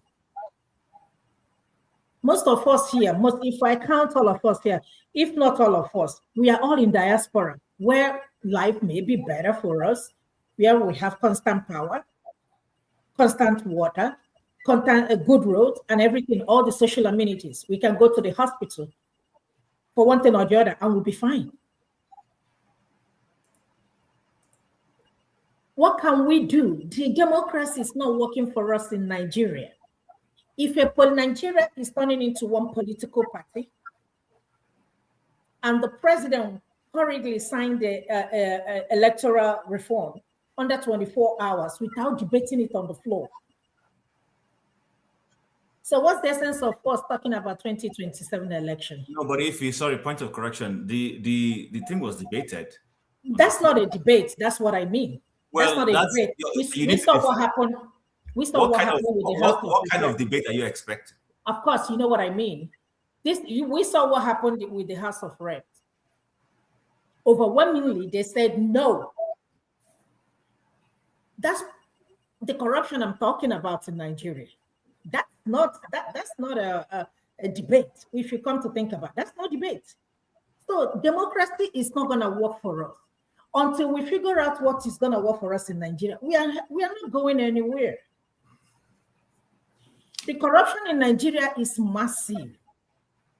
You can hear some of these content creators. I'm going to cut you short. I don't want us to just keep repeating those things anymore, so that we can go to other topics. But what I want to bring out is this: two things you said. I'm coming, Lokopi. No. Please take me backstage. Okay. All right. So I'll do that. Yeah. So the point I want to make is this: I don't want us to come and just keep repeating corruption. Tinubu is this, Tinubu is that. For me personally, one of the things you've mentioned, which I agree with you to an extent, but I'm no longer making excuses for. There are poor people everywhere in the world. There are people who are struggling and hungry everywhere, even in organized Western societies. In the US where you live, there are people who live under the bridge. In Canada where I live, we may not have people living under the bridge, but we have people who are in shelter homes. But let me say something. Many people in those places, they vote. During elections, they go and they vote their consciences. They do not vote because of $1,000 or $200 a politician offers them. In the first instance, no politician is going to do that. That would be breaching the electoral rules, and you will be sanctioned and removed. And you might even face jail time. However, please tell me what is wrong in collecting 1,000 naira if you are that desperate. I'm going to vote your conscience. Why are we always making excuses for Nigerians who take money to vote? I'm tired, and I think we should be tired of telling us that the psyche of the Nigerian is dead or he's hungry. What hunger? Is he stupid enough not to realize that 1,000 naira is what he's going to spend that day and that's the end? And the guy who gave him the 1,000 naira will move on. Why is that the difficult rationality to come to or realization to come to? Do you need to go to Harvard to learn that? You don't. So please, Nigerians should sit down and enjoy whatever woto they have decided to accept. I make no excuses for anybody who takes 1,000 or 100 naira anymore. It doesn't, there's just no sense. It should be logical to you. I almost spoke Igbo now. 1,000 naira, but Tim, don't you think we are over-stressing that? How many people they feel pay? Let's face the fact. That conversation. People are doing what they want to do. So these are just that they pay. Were they actually giving people 1,000 naira? Exactly. 1,000. That can't be true. I don't want to do that anymore. 1,000 is for a bottle of Coke now, Abi. So that's not why they are winning, no, because how many people that pay. Okay, so Mr. James needs to make a contribution, and then we'll move to the next topic quickly so that we can maximize the time. Mr. James, sir. Yeah, thank you very much indeed for giving me a second chance. I want to add credit to what Mr. Ovi has been hammering on. The political parties, they are not doing their work. This is why the electoral system is messed up. Now, they need to get down to the people's level. Let me explain it this way. When Awolowo was forming his Unity Party of Nigeria, he started with what he called Club 19, because there were 19 states in the federation then. They were behind the scene, unknown to people. The work of Club 19 was to sell the manifesto, the programs of the party to the people. So they went behind the scene to traditional rulers, traditional councils. I remember in Benin City those days, a man called Yari was among them. They were able to sell the programs to people, convince them, if you vote for us, your children will not pay school fees. Now, when it was time for the election, they came to Exhibition Center in Benin, which is now called the Road Motor Hall at Ring Road. People sat them down to really find out if they'll be doing what they promised them. The number of children they want to train in Benin State free of charge, they mentioned the number. Where will the teachers come from? They mentioned where they get the teachers. They promised 4 colleges of education, which they established. Benin State should do everything, they work it out, and they saw the programs while it was still Club 19. Then when they lifted the ban on political parties, they transformed Club 19 into Unity Party of Nigeria. So when it was time, they've already done their groundwork, and the people have already known what these people have got for us. Now, there is an election going on in Abuja. What are their manifestos? Tell me, this man they call Dr. Mo, I have nothing against him because I don't know him. What are his manifestos? What groundwork has he made? He appeared on this program some time ago. He was talking about sanitation. If I asked him, how many tons of solid waste do they produce in Abuja every day? I will not be alarmed to find out that he's not aware. How will you process this waste? Will you turn it to fertilizer? Will you build incinerators? How much will it cost? quite a lot of groundwork. He hasn't done these things. When it is time for election, they come and bamboozle the people with grammar. We will do this, we will do that. We'll make he go to be pregnant. We do quite a lot of rubbish. At the end of the day, they want to win. It's not possible. Look at Egypt. The Islamic Brotherhood, they won the election in Egypt some time ago through the same tactics. They went underground, following all the mosque and imam and Islamic scholars. They were able to convince them. They got to the grassroots. In Iran, when the Ayatollah was in exile in France, his foot soldiers were doing the work for him before he returned in 1979. In Algeria, when there was an election there, the Peace Party was about to win. The military was very surprised because they took them unawares. They were not aware of the groundwork the Peace Party was doing. When it was time to declare the election, they annulled it and it plunged the country into a civil war. There are a lot of instances. Nigerian politicians are very far from the people. I don't know what they are. I mean, Peter B, for example, is telling me from production to consumption to production. What are you producing? Where will the money come from? What quantity will you produce? They are not telling us enough. And lastly, in 1970, during Omoboriowo's time, in Shagari's time in the Ondo State, the election was messed up. Omoboriowo and Michael Ajashi. When they messed up the election, the people rose spontaneously. Nobody mobilized. It's as if it was pre-planned. It was not pre-planned because the Unity Party had already sold their programs to these people. They know what to expect. We did not vote for this man. The Nigerian politicians must change their modus operandi. If not, this problem will continue. So this is the point I want to make. Our politicians are grossly irresponsible. Let's take it. Thank you very much. Thank you, sir. But just one little clarification. Were you saying, did I hear you right? The Muslim Brotherhood did a lot of groundwork to be able to win, yes, right? Okay. Correct. And then they were forcefully taken out of power, right? Correct. Okay, so is that not undemocratic to say that people went to the grassroots, mobilized? Yes, I know that they stand for what is not necessarily good for a secular society or for everybody, but they did their groundwork. They won an election and they marched. Will it be right to say you are removing them from power illegally?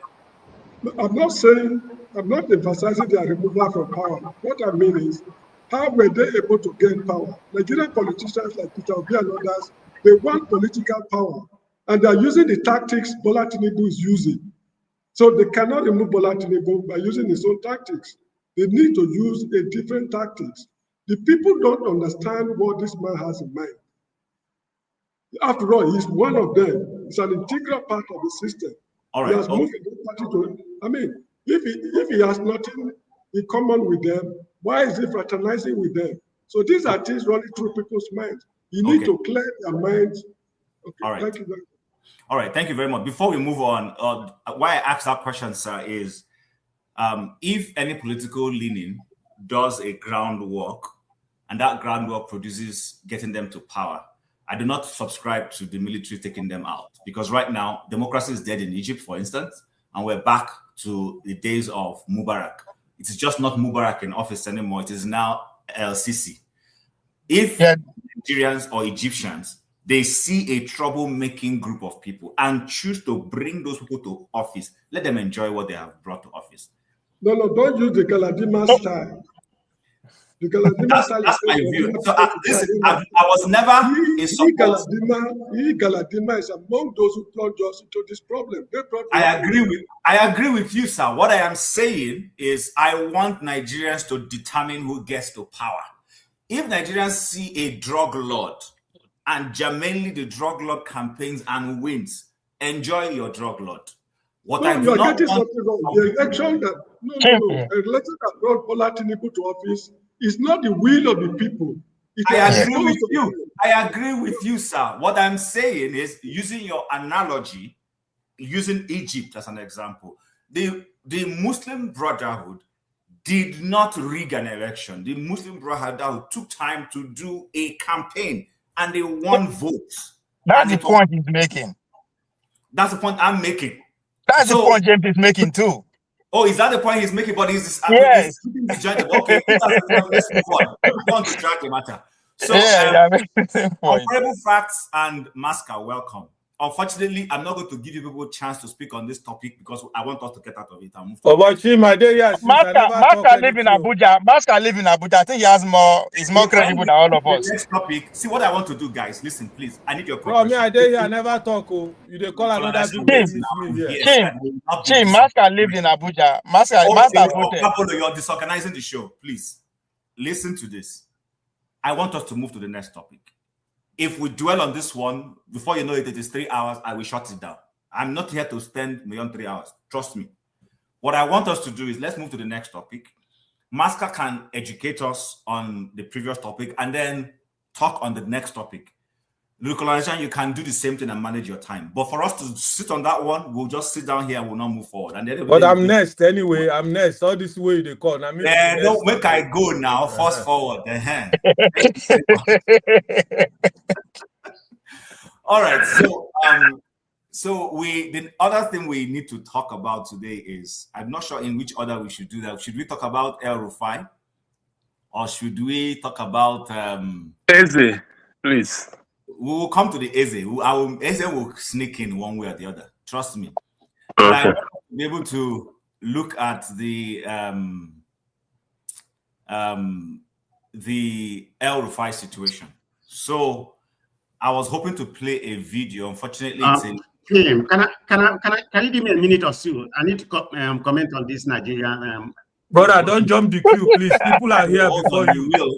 What I want to let us follow that. This problem where we they complain. We for clear and here first. One jump queue. After that, go they blame politicians. Voila. Okay, guys, I'm going to beg everybody, mute yourself. You can only unmute yourself when it's your turn to talk. If it's not your turn to talk, don't keep your audio on. You're distracting, or sometimes background noises in your own section. The problem is follow the rule. Follow that. If not, they complain of colonization, you are not helping matters. You are not helping matters. I have not called anybody yet. I go remove you. This is the way they do. I don't like them. Brother, you feel remove me, but if you are blaming the politicians, don't do the same thing. You are doing the same thing. Remove me if you like. Have I called anybody yet? I'm still trying to make a view, and you keep interjecting each time. What kind of thing is this?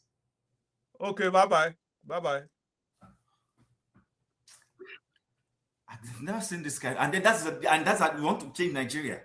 You just can't wait. I don't get it. All right, so comparable will come to you. But I want us to talk about this El-Rufai situation. Today he is campaigning against Bola Ahmed Tinubu. I hope I can play this video if I can, but I'll give somebody the right to start talking and then I'll look for the video. So he's been accused of a security breach, which we all know of, in that he said he knows somebody who wiretapped the NSA's phone calls because they wanted to arrest him. And then he's also accused the NSA of importing some dangerous substances, allegedly, that they want to use to silence opposition leaders.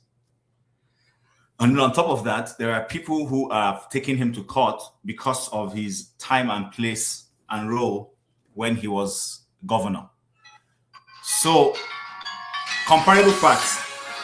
I would like you to start with you, and then we'll go around. What's your view on this? You have. Okay. I'm going to give everybody 3 minutes.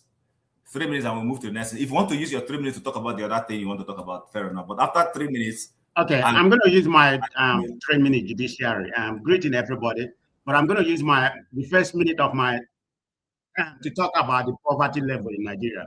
I think what has actually happened, I had everybody speaking, and everybody's right on their own context. I think Nigeria has used poverty to maintain the hegemony that we have today. Why is that? Nigeria is ranked about 54% global in terms of poverty level. And why are they doing this? I mean, they use vote buying, patronage politics. We have weak public service. That's the political narrative they use to control the whole thing. You know, and you have political godfather. Or those things are part of the problem.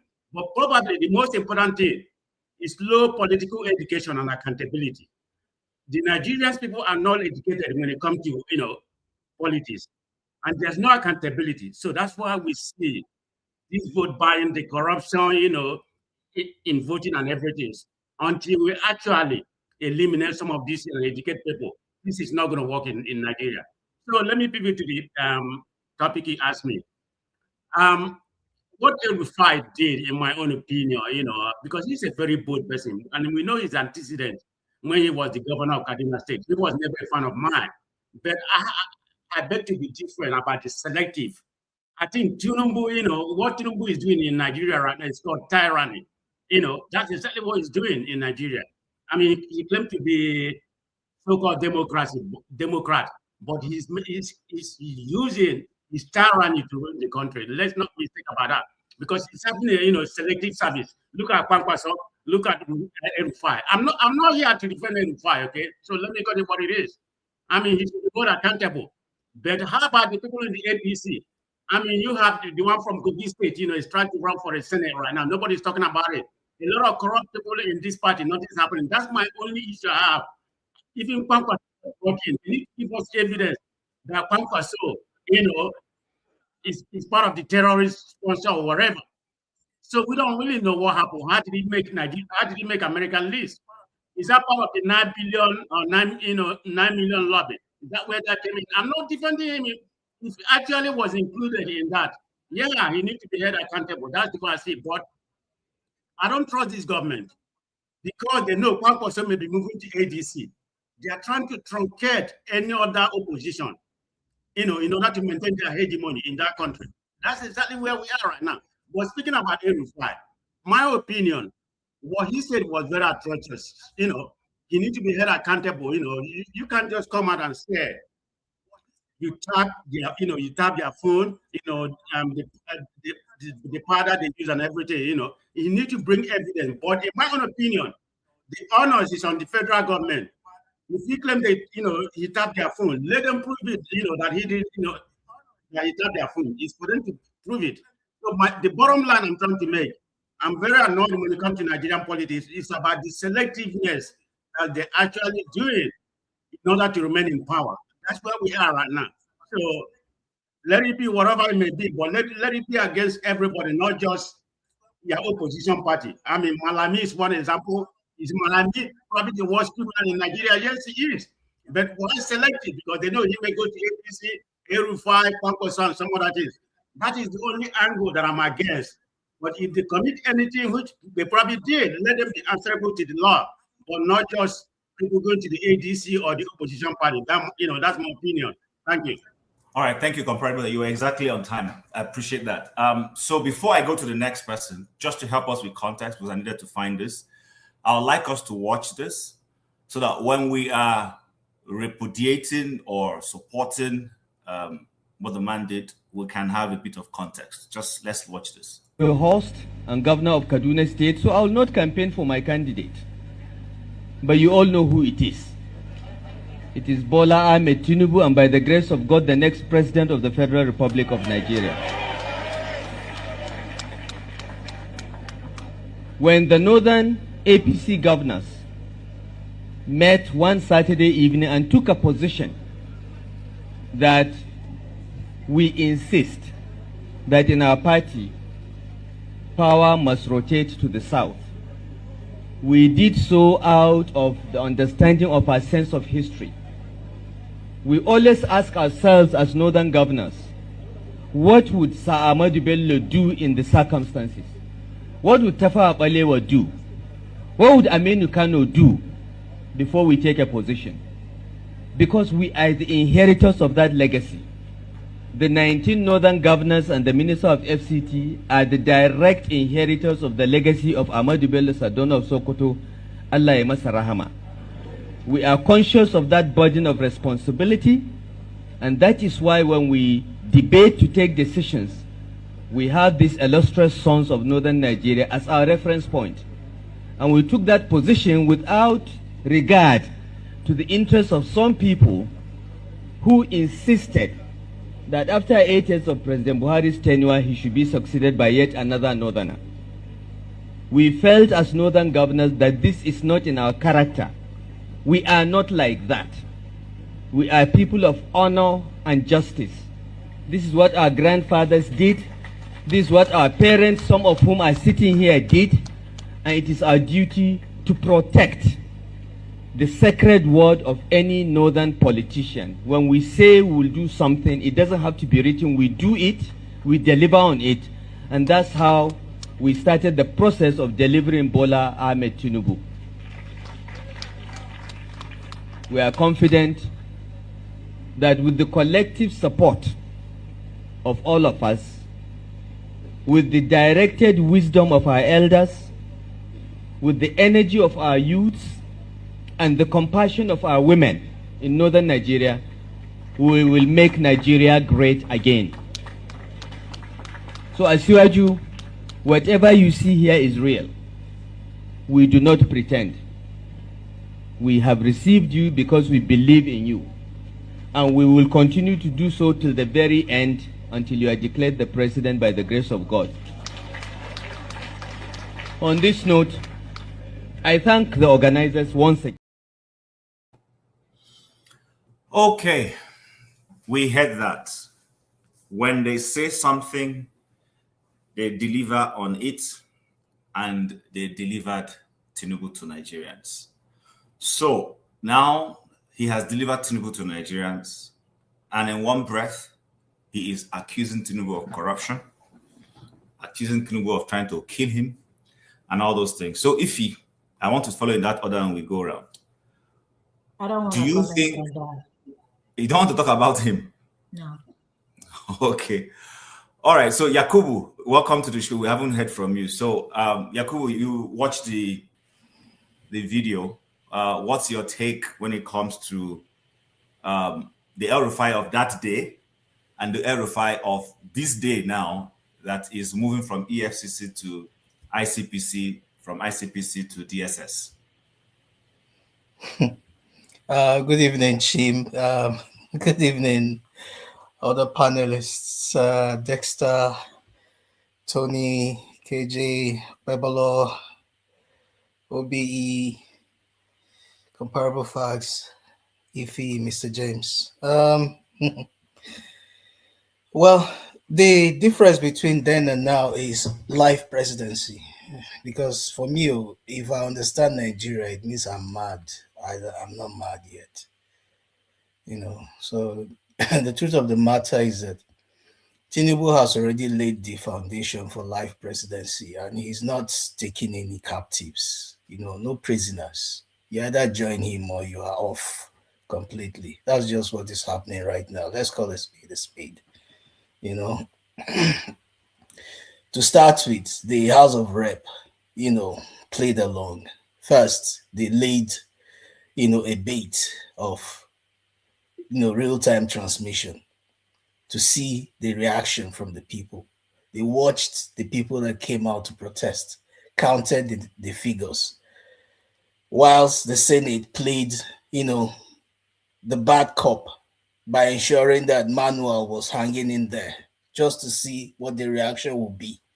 Eventually, the House of Rep came back and said they were convinced by the argument put forward by the Senate and decided to go along with what the Senate wants. And then you're telling me that you can understand Nigeria. If you tell me you understand Nigeria, then you're crazy. Because the truth of the matter is this: the moment El-Rufai declares that he is now back into APC, they will gladly clean every dirt on him. He will be as new as a born again, as far as they are concerned. And he will be given a very good position to settle in, and all things shall be passed away. That's just the way it is with APC. So what they were saying as far as 2023, that they consulted and all that, and who did they consult? Because I don't hear most of the youths on the street in northern Nigeria saying we were consulted and we agreed that we wanted Tinubu to be in government. No, they did not consult anybody. They consulted themselves. They sat down among themselves and decided to perpetuate themselves in power. That was exactly what happened. Unfortunately, some of them got it. Some others didn't get it. Like him today, he didn't get it. He didn't get the memo that he had to play along with certain people, certain powerful people. And that's why he's now, one of the people at the receiving end. And see, the truth of the matter is this. Let's not joke about this. The thing we should be talking about now is what happens to the statement made by Senator Kenneth Eze? Because that's another bait. 16 years. It's another bait. You think it's gone? It's not gone. That is another bait. They've just set another ball rolling. So the next thing you're going to hear now is that, look, this issue of policy inconsistency and, projects not being completed needs to stop. Nigeria needs to be on the road to proper development. We've seen our Messiah, and our Messiah is here now. So we need to make sure that he continues in the next 16 years. That is how you start a dictatorship. Simple and short. What we have now is simply a dictatorship. So if you don't play along with them, then you are at their receiving end. And that's exactly what, what's his name? Nasir El-Rufai is suffering today. Okay, so but Yakubu, sorry, and then you continue from there. So are you suggesting that El-Rufai is correct in the things he's doing, or look at his views yesterday. So if what I am suggesting is that El-Rufai, like every other northerner, is only there to perpetuate themselves. They're only there to survive. They are not working for anybody but for themselves. That's what I'm trying to say. Because that word, they consulted, they are legacy holders, they are cup holders. That's all, to me, that was all rubbish. Because as far as I'm concerned, the era of Sardauna, the era of Tafawa Balewa, and the era of all those people in the 60s is long gone and forgotten. Their era is gone. They've done their own, they've gone. Yes, we believe that government is a perpetuity, but it's not the way these people are. These people are when they talk about legacy, they're not talking about good governance. They're not talking about making the life of the people better. That is not their idea of perpetuity, of legacy. The idea of perpetuity and legacy is rankashdede, worship, licking their shoes. That is their own idea of legacy. So that's not leadership as far as I'm concerned. So they're not working with the people. There's no synergy here. There's nothing happening. It's just for them. So as far as I can understand El-Rufai, what he is trying to say is that they, the so-called Born to Rule group, this is their own opinion. They need to tick the box. And to tick the box, they need to show a sort of fairness. So for now, let's give it to one of ours in the South. And then 4 years or 8 years later, the ours will now bring it back to we in the North. So it's a power play between them up there, or among them up there. It has nothing to do with the populace. Absolutely nothing. All right. Thank you very much. I'm not sure in what order I'm going. Okay, Dexter, you haven't spoken. So you watched the video. You followed the politics of the El-Rufai, DSS, everyone.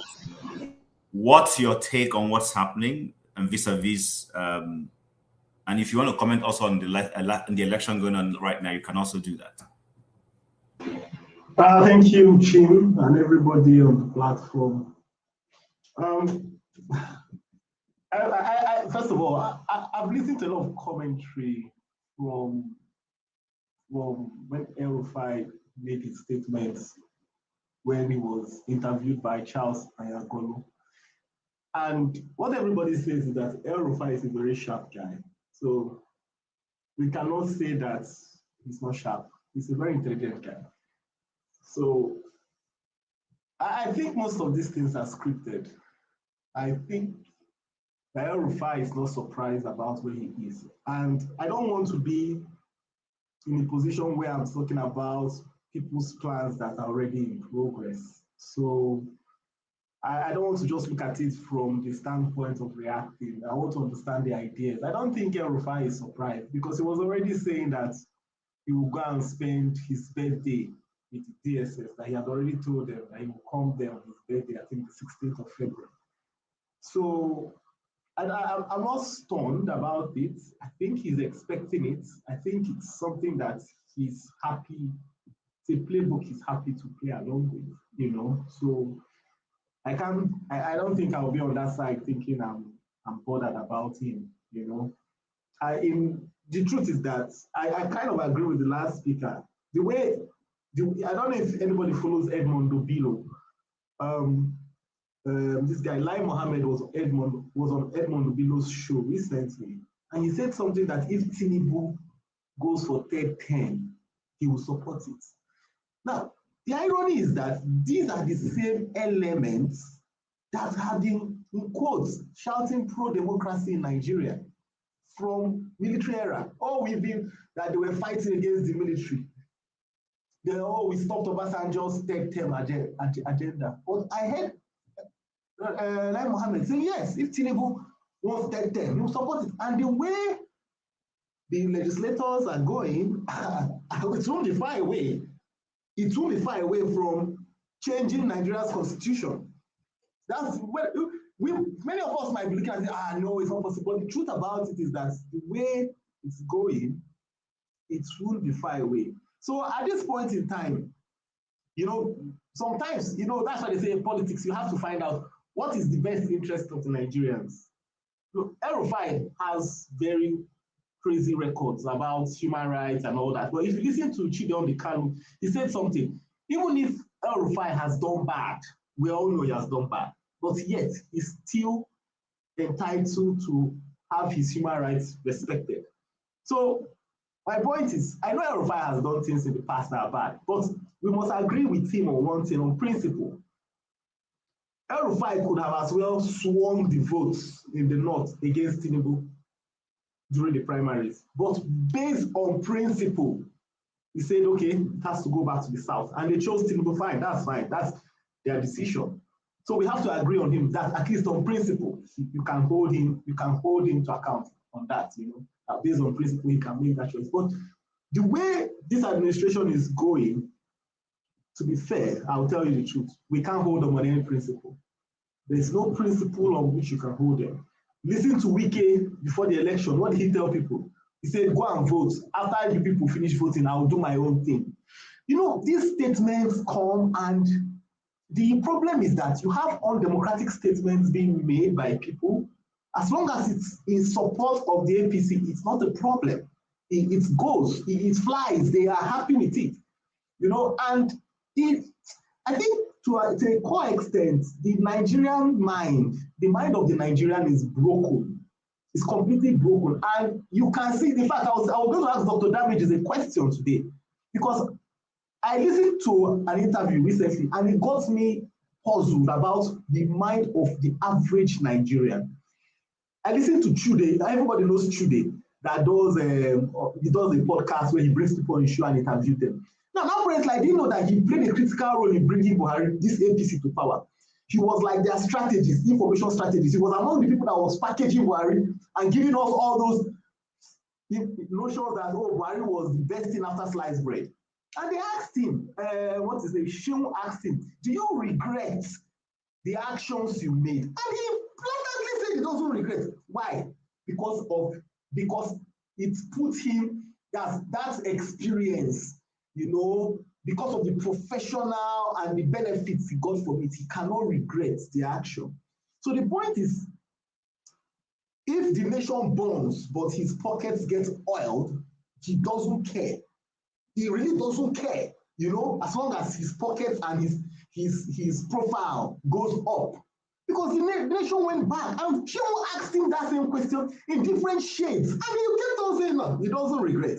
And that is the mindset of Nigerians at this point in time. That is exactly you can see it in people like Daniel Bwala. Many people might be speaking against the government now, but they're just waiting for their turn.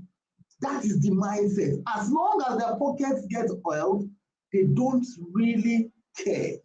You know, and these are, in quote, people are opinion molders. People look at Chude. I just completely lost respect for him at that moment.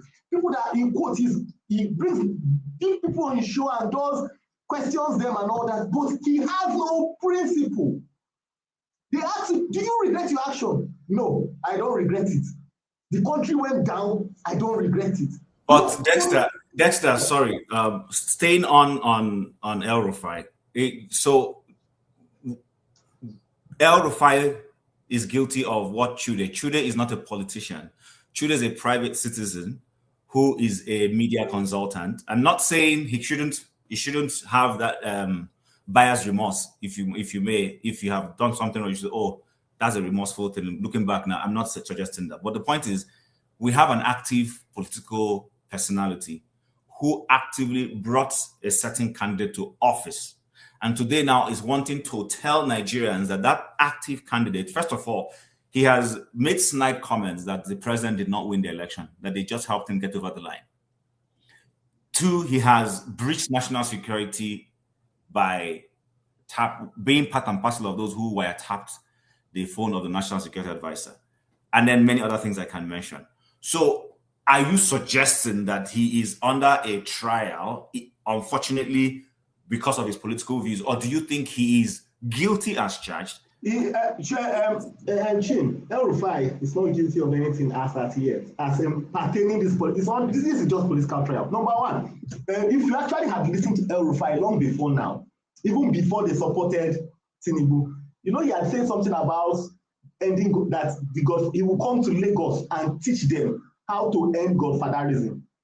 It was long before now. No? That was when Buhari was in power. It was a shot he fired at Tinubu back then.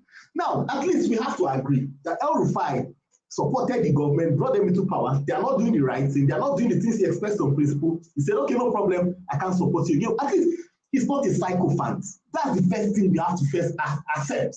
No, for the bad he has, fine. But we have to accept that he has that principle that you came in here, this is what was expected, you are not doing it. Look, is the country getting any better? If the country any gets, you know the problem with Nigerians, they kill Nigerians like flies and we don't care, we don't feel it anymore.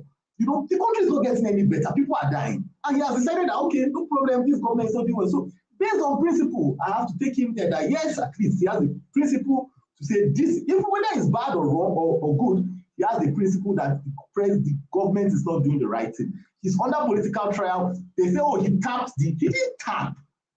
And if you listen to Inibehe today, El-Rufai did not tap Nuhu Ribadu's phone. So you can only question him to bring the evidence. Number two, has the government checked? Okay, think about that. To tell you how low our country is, somebody comes out and says, I tapped the National Security Advisor's phone. And the security architecture of Nigeria cannot come out and say, that is a lie. They can't even do, Tony, I think you are into security systems. They can check the line and find out, they can test it. They can do penetration testing and find out if that phone is hacked, if that line is hacked. So that's a very powerful point. The NSA cannot come out and say it is true because that indicts him. He can. He cannot come out and say my line is not hacked. And there's no way it can be proven because he who alleges must prove.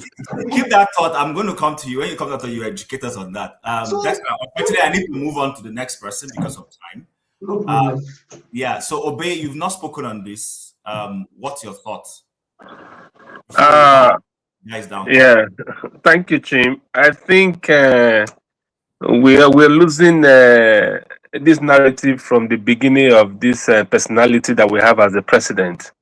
We all knew that he was groomed in the US as a mover of a click thing, and he was into the bad side of training, and he had that background as an operator in the hard drug thing. So there's a cartel that they run, a very strong cartel that make that thing work for them. For somebody to fulfill that kind of amount those many years ago. You know what kind of amount is to America then? That was a big money. So he was trained from that. He had the background. So having spent 8 years in Lagos, he set up that same cabal thing, that same cartel, and he was able to hold the politics of Lagos, that he nominates every governor after his tenure. And everybody that is in Lagos, running Lagos today, it is his idea. He had done that successfully for how many years before he started being an opposition strong man. He played all the politics along the line. You remember during his election, but they just warned us. He specifically mentioned these things that are happening. He just mentioned it clear that this is what we're going to see, exactly what is playing out today. El-Rufai, personality that he knows, that was supposed to be his spoke right-hand man that gave him the Northern Bloc. One of them, anyways. You made this man answer question for you at the Chatham House. You made this man, you made him swear to the audience that, man, he's going to stay with you to run this particular government you're trying to set up. You know, you did all that like a film trick. Then at the end of the day, you say he didn't pass security test in the Senate or in the House. I don't understand what that means, anyways.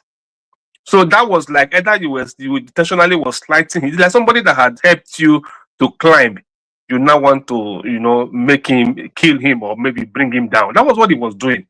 So a natural person will fight back, naturally. And normally, El-Rufai was ready to leave the country to go and pursue a cause. That was what his plan was. And he would have done it, maybe give him an ambassador so that he can run his thing outside where he was going or whatever. That would have been fine for him. But you slighted him, you made him look like a lesser man, and you humiliated him. At the end of the day, he has not crossed a different political party and you're not fighting him. Normally, these guys know themselves all around that. They know. That is why it's only Obi that stands out, an Atiku that he can't touch. Probably because Atiku is probably stronger than whatever they're doing. You know, every other person that is along that line of that ADC, they all know that they have skeletons in their cupboard. Only Obi stands out. That is exactly what is happening here. There's no one of them that they don't know what they have done. They don't know that all of them are eating money. If tomorrow somebody like Oshomole fall out, they will also open his books. If anybody fall out from the scene, they will open his books. So they all know that all of them have soiled their hands and they have them at their right hand if they want to bring them down. That's what exactly is happening to El-Rufai right now. He went to play the other side. So to disarray El-Rufai means to bring a lot of confusion. You see, he couldn't campaign for this guy in Abuja now. He couldn't come out because he was already that was a part of the fight. They already bring him so that he will be dealing with that one, and then he will leave politics alone. That's another way to probably cause confusion in the ADC angle. You know, it's so obvious that the system Baba has already has captured the system that everybody Nigerians are now very weak. If it is money, you don't even have it again. If you are not part of them, you can't even have the money. Yes, and the money you have stolen and you have kept and you are eating that you are not adding to, it will continue to go down now. You understand? And the dollar that probably had paid you because it went up and everything, and the whole economy went south, it's fine for them. So he's suffering the kind of he's suffering what he caused himself, El-Rufai. But you know, he's a strong man himself. He don't give up. You know, he's been there. He knows all of them know themselves. That's why Baba is afraid that if you leave El-Rufai to run with this opposition thing, El-Rufai is going to spill out so many things that will also affect him. So he needs to crumble him first and bring him down. That's only what is happening. So despite the fact that there's nothing they're accusing him that he didn't do. Is it the money that he didn't steal? He stole money. His children, all of them, they are even adding them now so that the thing will be more robust, like the other guy that was Attorney General. So he's going to compare them because all of them have their skeletons mounted there in their cupboard waiting for them Judgment Day. But when yours will happen, it depends on how you play your card. All right. It's sad for the country. Thank you very much. So, Okpabolo, we're going to come to you. So, there are many people who are against Tinubu. There is Obi, there is Amechi, and then there's El-Rufai himself, and of course, there's even David Mark. I'm not mentioning any of this. Now, what is special about El-Rufai? Why is it easy to single out El-Rufai? Is El-Rufai being singled out, or El-Rufai has thrown himself intentionally? He tried to be a Daniel and jumped into the den of lion. So I mean, why are they not picking Obi? Why are they not picking Amechi? Why is it him? Is he guilty of what he's done? Should he face the law? Did he break the law? Or Pablo? Thank you, Chim. I will take it from two angles. I have two conspiracy here. One is the vice presidential angle, then the other side is the 2031 angle. First, the vice presidential angle, the media will want you to focus on the idea that the Christian North want to replace Shetima with a Christian vice president and all what have you. Yeah, that can be true. But in this game, numbers don't lie. So the Northwest, from the one, their argument is that they contributed the most to this ticket. So they deserve the vice presidential spot, especially now that they took the chairmanship, party position and give it to the North Central. If you argue that, one will argue that should have been the North, yes. But now they are saying because they have the numbers, they deserve to be the vice president.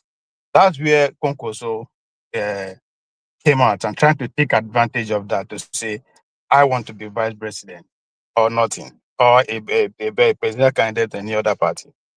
So, and again, that informed where his name pop up on the terrorist list. You want to be that, well, this is the price. It's up to you to able to, if you can afford it. Means that the power that, especially from the American angle, say, okay, this is it. This is our security plan. This is what is going on. This is, if you agree to all that, that's why the angle of the Sharia, him supporting Sharia law also come in place. So this is the price of the position you are asking for. It's now up to you to politic your way, aside the case. Rufai to fall into that Northwest zone. Then the 2023 angle of 2031 angle of it. Well, as far as the northern candidate is concerned, 2027 is over. The only thing at stake is that how am I going to finish? Because as we know, if history will serve me right, the North will eventually settle on a consensus candidate going to 2031. Now, who is going to be that consensus candidate?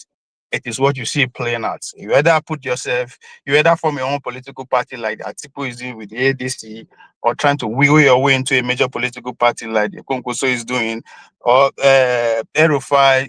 I mean, you have to explain to the world how come the party that you have formed, the government that you have bring to power, decided to embarrass you in front of the whole world. So what you are seeing, again, the media will want you to focus on how APC will explode, how ADC will explode and all that. But the only place that is going to explode is the North, politically speaking. Because as I said, a lot of people are interested. Don't forget, as soon as they finish 2027, some governors will be finishing up their second term ahead of 2031. So they also throw their hands into the game. So what you are seeing is not necessarily Tinubu putting in hand. Those around him are taking advantage of the position they are occupying to go after their potential opponents. Right? If you pay attention to what led to 2023, where Tinubu was on the ground doing a devastation to his political opponent. The man from Okorocha is one of them, who wants to, use his in-law to continue in power in order to be in a better position to fight for the presidency. Tinubu sent my uncle Oshomele as a party chairman then after him. Right? The same thing with Ibikule Amosu. The same thing, even at the end of the day, they also have to actually shoot the Oshomole himself. So what you are seeing playing out is politics playing out at the highest level ahead of their own political future. It has little to do with it. They say na thief, na they no thief. I mean, who then catch na be thief. So all this thing is them actually fighting for survival. Now again, another angle that I want you to see in it is Obi. Now, for me, from my own calculation, Obi to become president of Nigeria has a better chance in 2031. Yes, I understand there's a gentleman agreement on pattern and all that, but it's not constitutionally bound. Because if it is, Tony Hanene and Goodluck Jonathan no go stand their ground and say they go run again when they say you no go pay for the turn by turn. So how Obi finish in 2027 is very important. If Obi finish with 6 million in terms of number or better, or if finish the same position, Atiku ahead of him or better than Atiku, it will be a bigger problem for the northern candidate that will come in 2031 to beat that popularity first. Because we can say all we want. When we cannot, there's no way somebody in Nigeria that will have 6 million votes. Maybe the only person that will be ahead of him is Atiku, and his age is not on his side.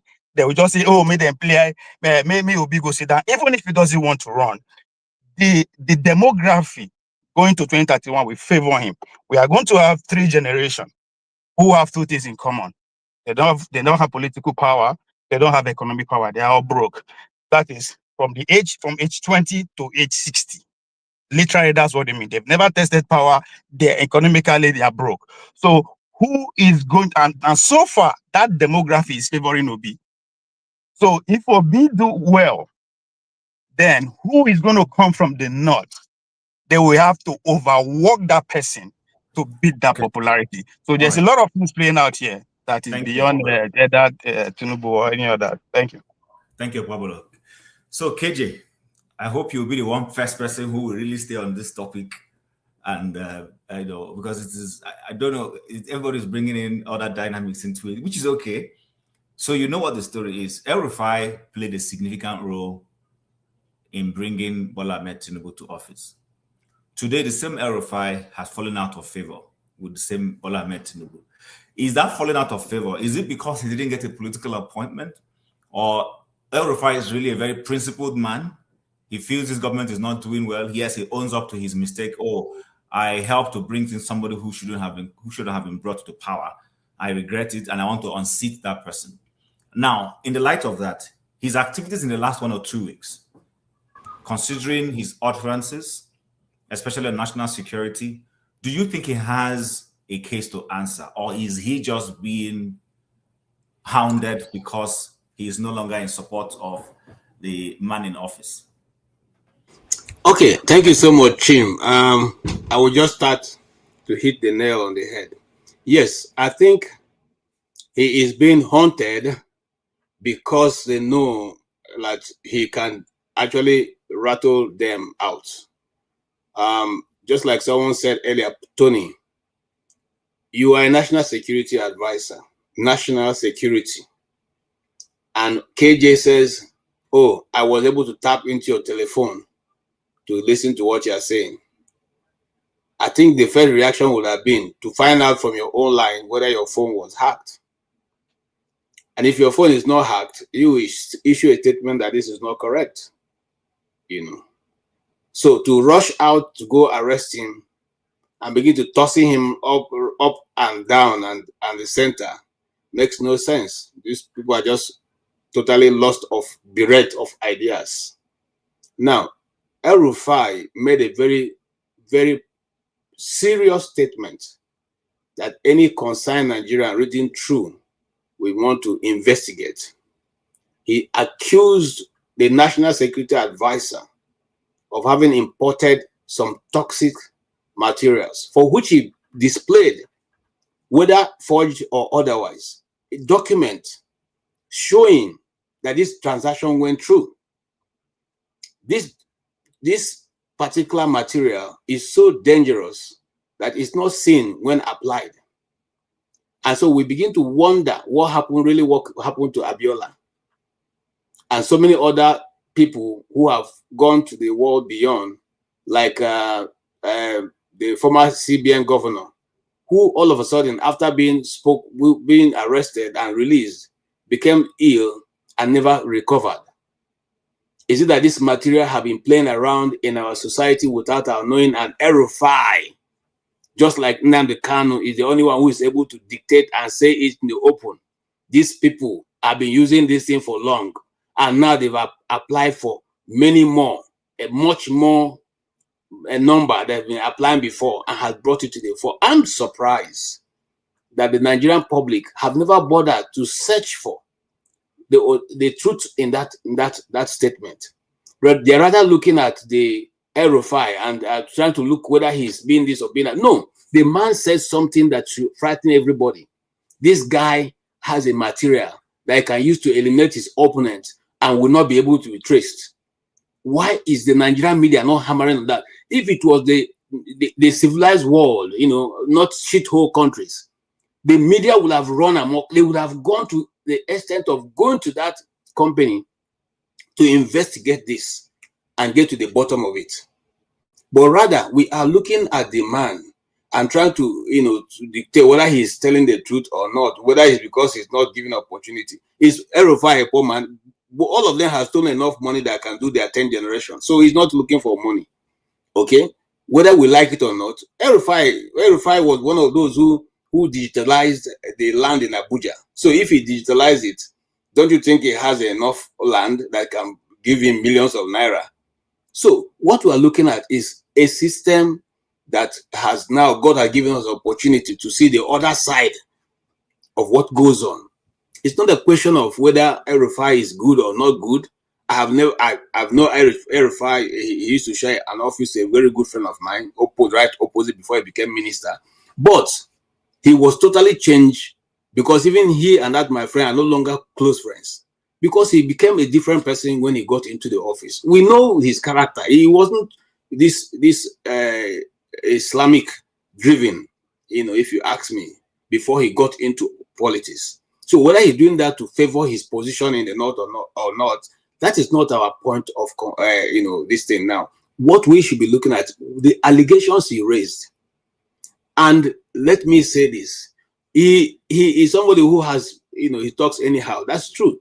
If most journalists say what they hear and what they see, I think many of us have been put on a firing squad and fired.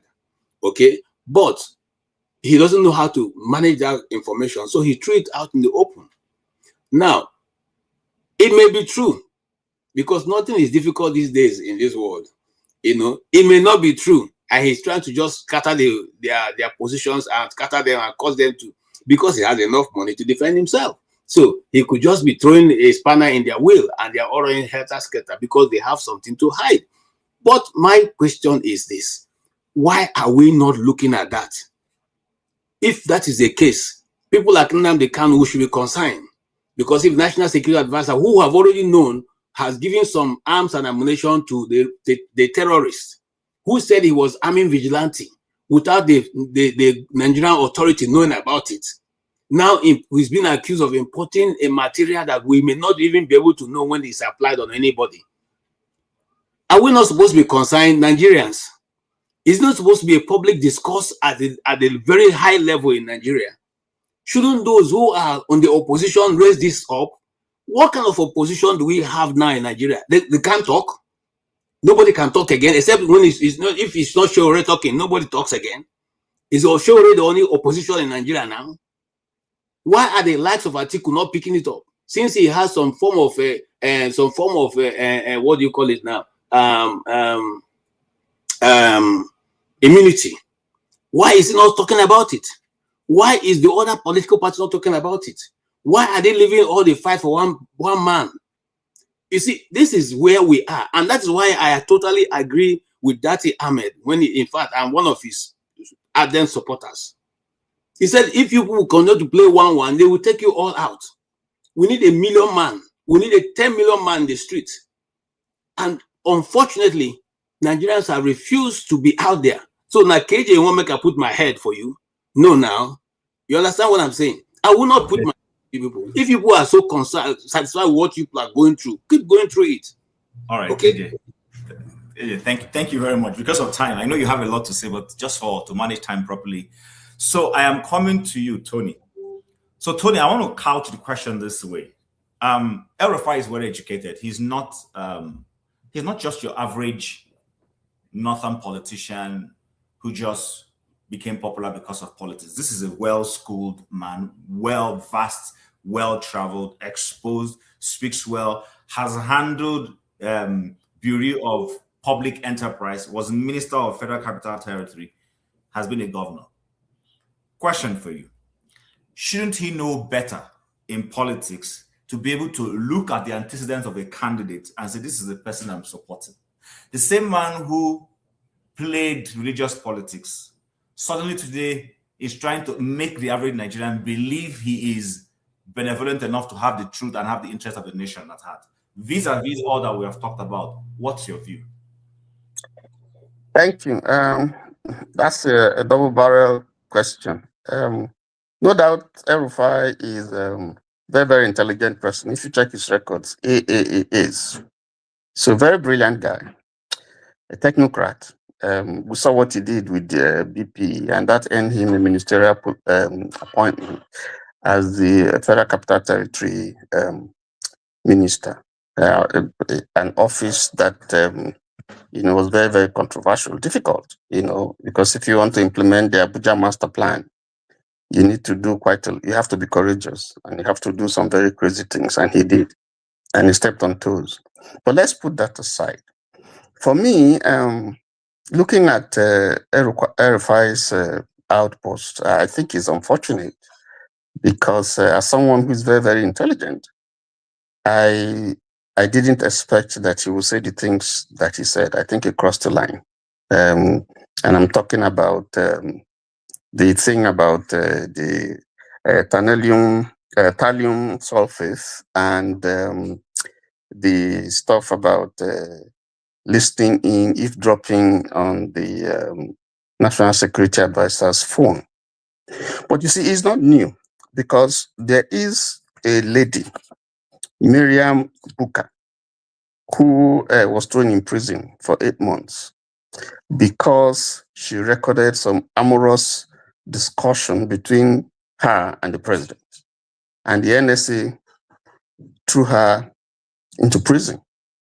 And my worry is that if you have that kind of situation happening where people can easily record, eavesdrop on maybe the president's phone or the National Security Advisor, that's a very sensitive office. Because, I mean, this is an office that interacts with all the security agencies, takes the critical decisions that have to do with the security of the nation. If it's that easy for a non-state person to tap into, to eavesdrop on the National Security Advisor's phone, he doesn't have a secure line. Even though I know that there is no technology that is foolproof, but I would assume that as a National Security Advisor, he would have some facility to sweep his phone or to debug his phone. He should know that. So if it's that easy, then Nigeria is in trouble. And two, for him to accept that his phone was tapped and for the nation to take El-Rufai to court, by implication, it means that, for me, I think he has questions to answer, because there are a few other things that have been associated with that office, which KJ spoke about. But to put that aside, it's not about whether El-Rufai is a saint or a sinner. I think if you look deeper, you see there's a quarrel, and I think we talked about it. There is a conflict here over political influence and stature between El-Rufai and the National Security Advisor. First of all, the refusal, not to approve him for a ministerial position would not have come anywhere else but from the National Security Advisor. Two of them are Muslims, two of them are Fulanis, two of them are from the north. And if you recall, when El-Rufai, when Buhari was president, El-Rufai was very, very influential, very, very powerful in terms of his influence. He did quite a lot of things to influence setting decisions and positions and things that happened under Buhari. And then it's been said here that he was instrumental also in moving the northern governors to support Ashwaju. So he was very, very critical. Now, today, what you have is that influence has diminished. The NSA is being positioned to succeed Ashwaju. a position that El-Rufai is also eyeing. So in between them, there's a problem, but that's their problem. Nobody should die in their fight. They will sort out their problems because at the end of the day, somewhere, somebody in the north will call them and settle them.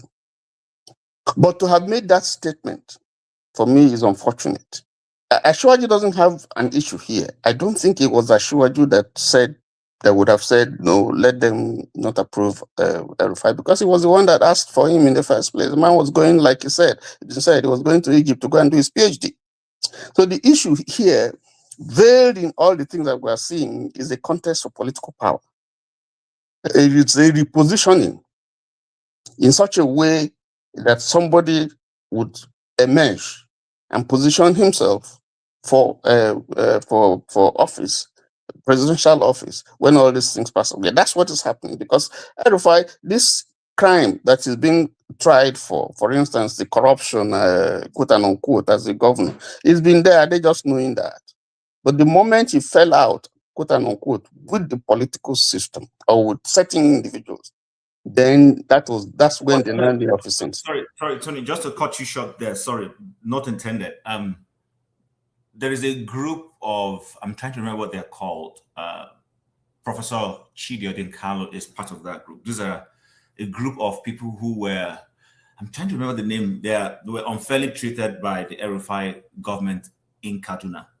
They've come together, they've all instituted a court case against him. Some of them accuse him of abduction and all of those things.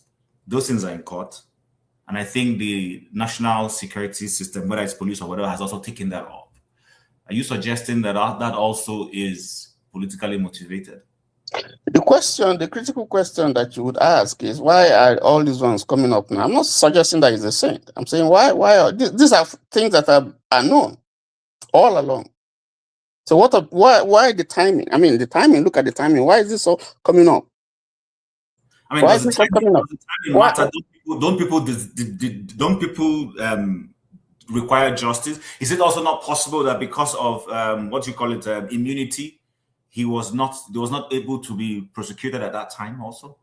He has not just left office. Why is the ICPC, EFCC, National Security Advisor, and those individual groups bringing up, these issues? Now, what I'm saying is that we have to look beyond. I mean, again, let me make my point very clear. I'm not holding brief for El-Rufai. No, I'm not saying he's a clean man. No, it has to be proven in court. But I'm saying that if you remain in APC, okay, do you think that these issues will come up? And even if they come up, there were petitions against El-Rufai. There were petitions against El-Rufai even before this time, but none of them came to limelight. So, but are you saying to me that if he had remained in APC, these things would not have? I mean, these issues would have come up. Okay, so, Tony. Yeah, in summary, land your thought before I move. Go on. Yes. In summary, what I'm saying is that, one, in all these things, I see a fight between two individuals. Two, I also see that El-Rufai has been callous in his statement. The way he's fighting his fight is not the way I would think a man of his status would fight that fight.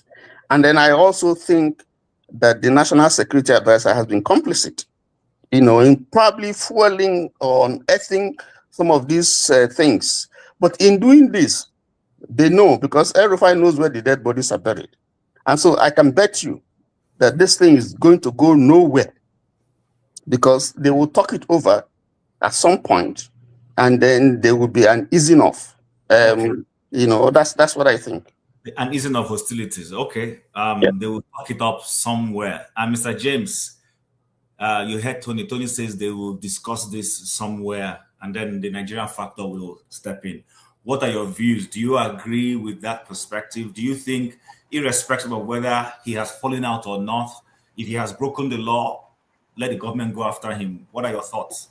Well, to me, I don't have much to say, actually, because these are actions of irresponsible men mismanaging the country. They are not fighting each other, and they're dragging us into it.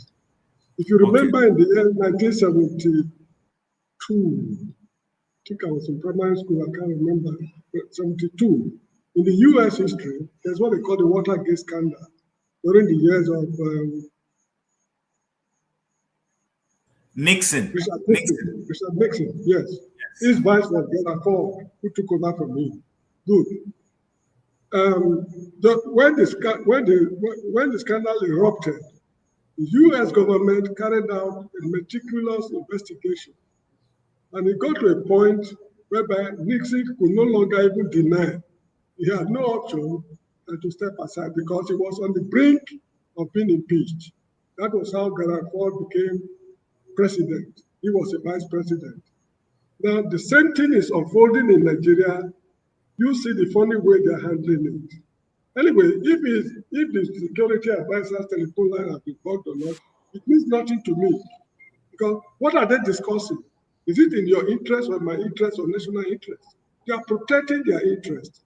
There's nothing about you and me, our interest, that foreign powers are not aware of. You get the point? So what secrets are we talking about? There's no secret about Nigeria, which any serious-minded country want to lay hands on that they cannot get easily. Even, let me cite a good example. If, let's say, a government, a foreign government, want to know something about, let's say, anything about Nigeria, what they just do is go through the universities. They'll say this is a research problem. What they call it? It's a research opportunity. We want to investigate XYZ, maybe tribal tribalism or whatever it is, or corruption in Nigeria.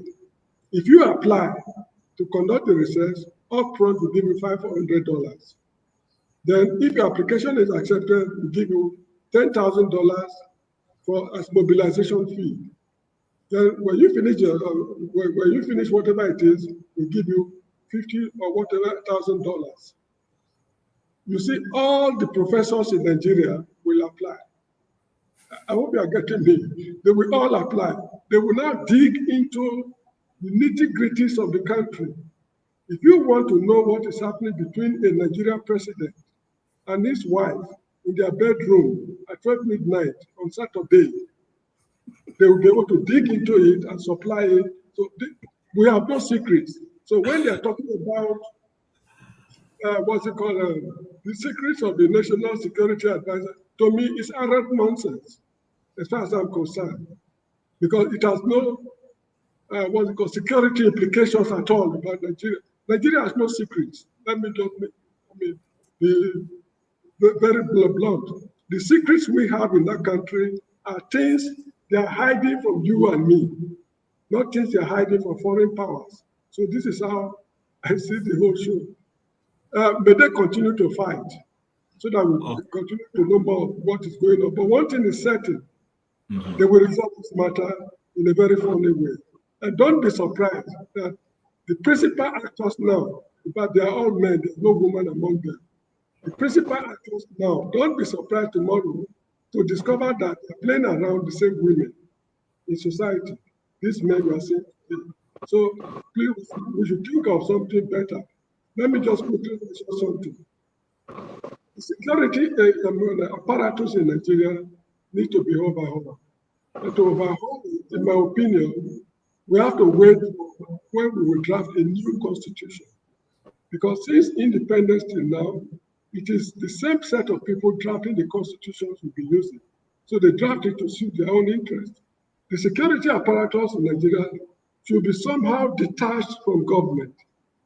A situation whereby you not punish a man because it's no longer a good time to government should not arise. After all, I sometimes believe that El-Rufai is being victimized, is being persecuted. If you are persecuting him, did he steal as much as Yaya Bello stole? Did he steal as much as Emefiele stole? There are people who stole far more than him, and they are still stealing. So what is happening to those people? Their sins are forgiven because they are in the right political party. So this is how I see it. So there's need for us to detach the security apparatus and even the justice system from the ruling government, so that they will have a higher degree of independence, just like we have the Nigerian Bar Association, Nigerian Union of Journalists. We should work out a formula whereby These apparatus should be taken from government and act independently in the interest of the nation. They are reasonable men to fashion out the modalities on how to do it. Thank you very much. I have to go because it's nearly time. Thank you. Thank you, Mr. James. Before I hand over to Rudolph, who's back, Paul, you haven't said anything, so I would like you to say something. But I'm going to couch the question in this way. Mr. James said, when Watergate happened, that the U.S. government, I presume what he wanted to say was the U.S.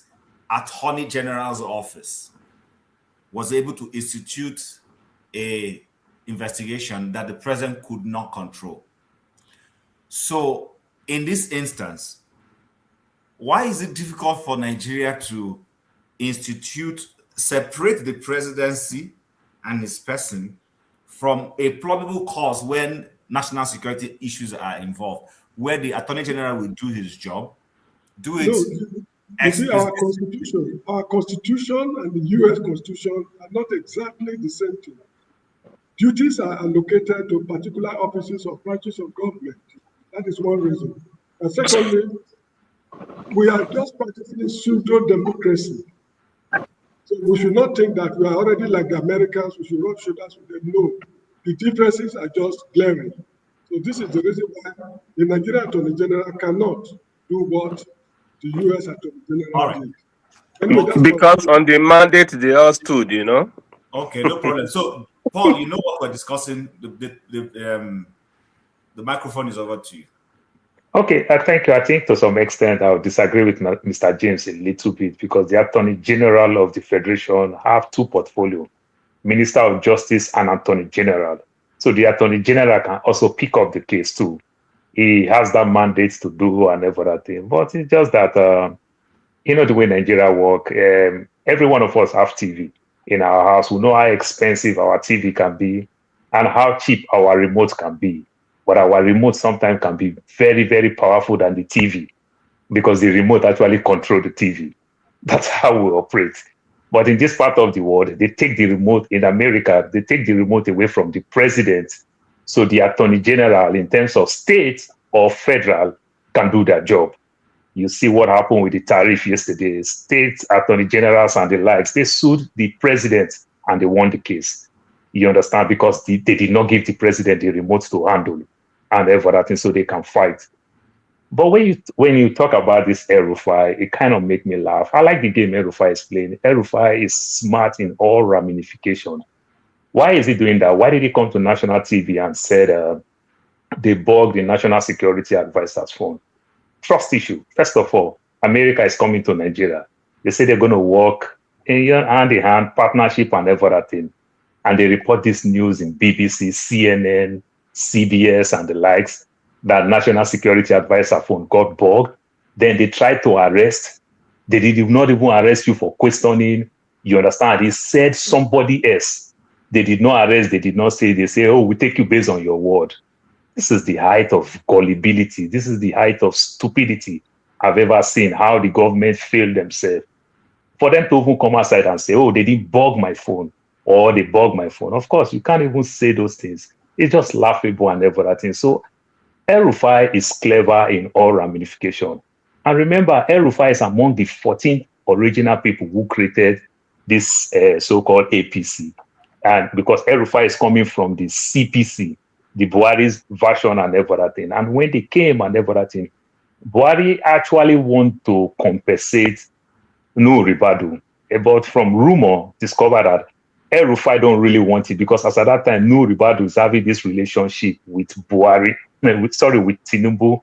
And if you could look, when Buhari came to power, they sidelined Tinubu heavily and everything. Tinubu don't really have position and everything. It's just like a statesman.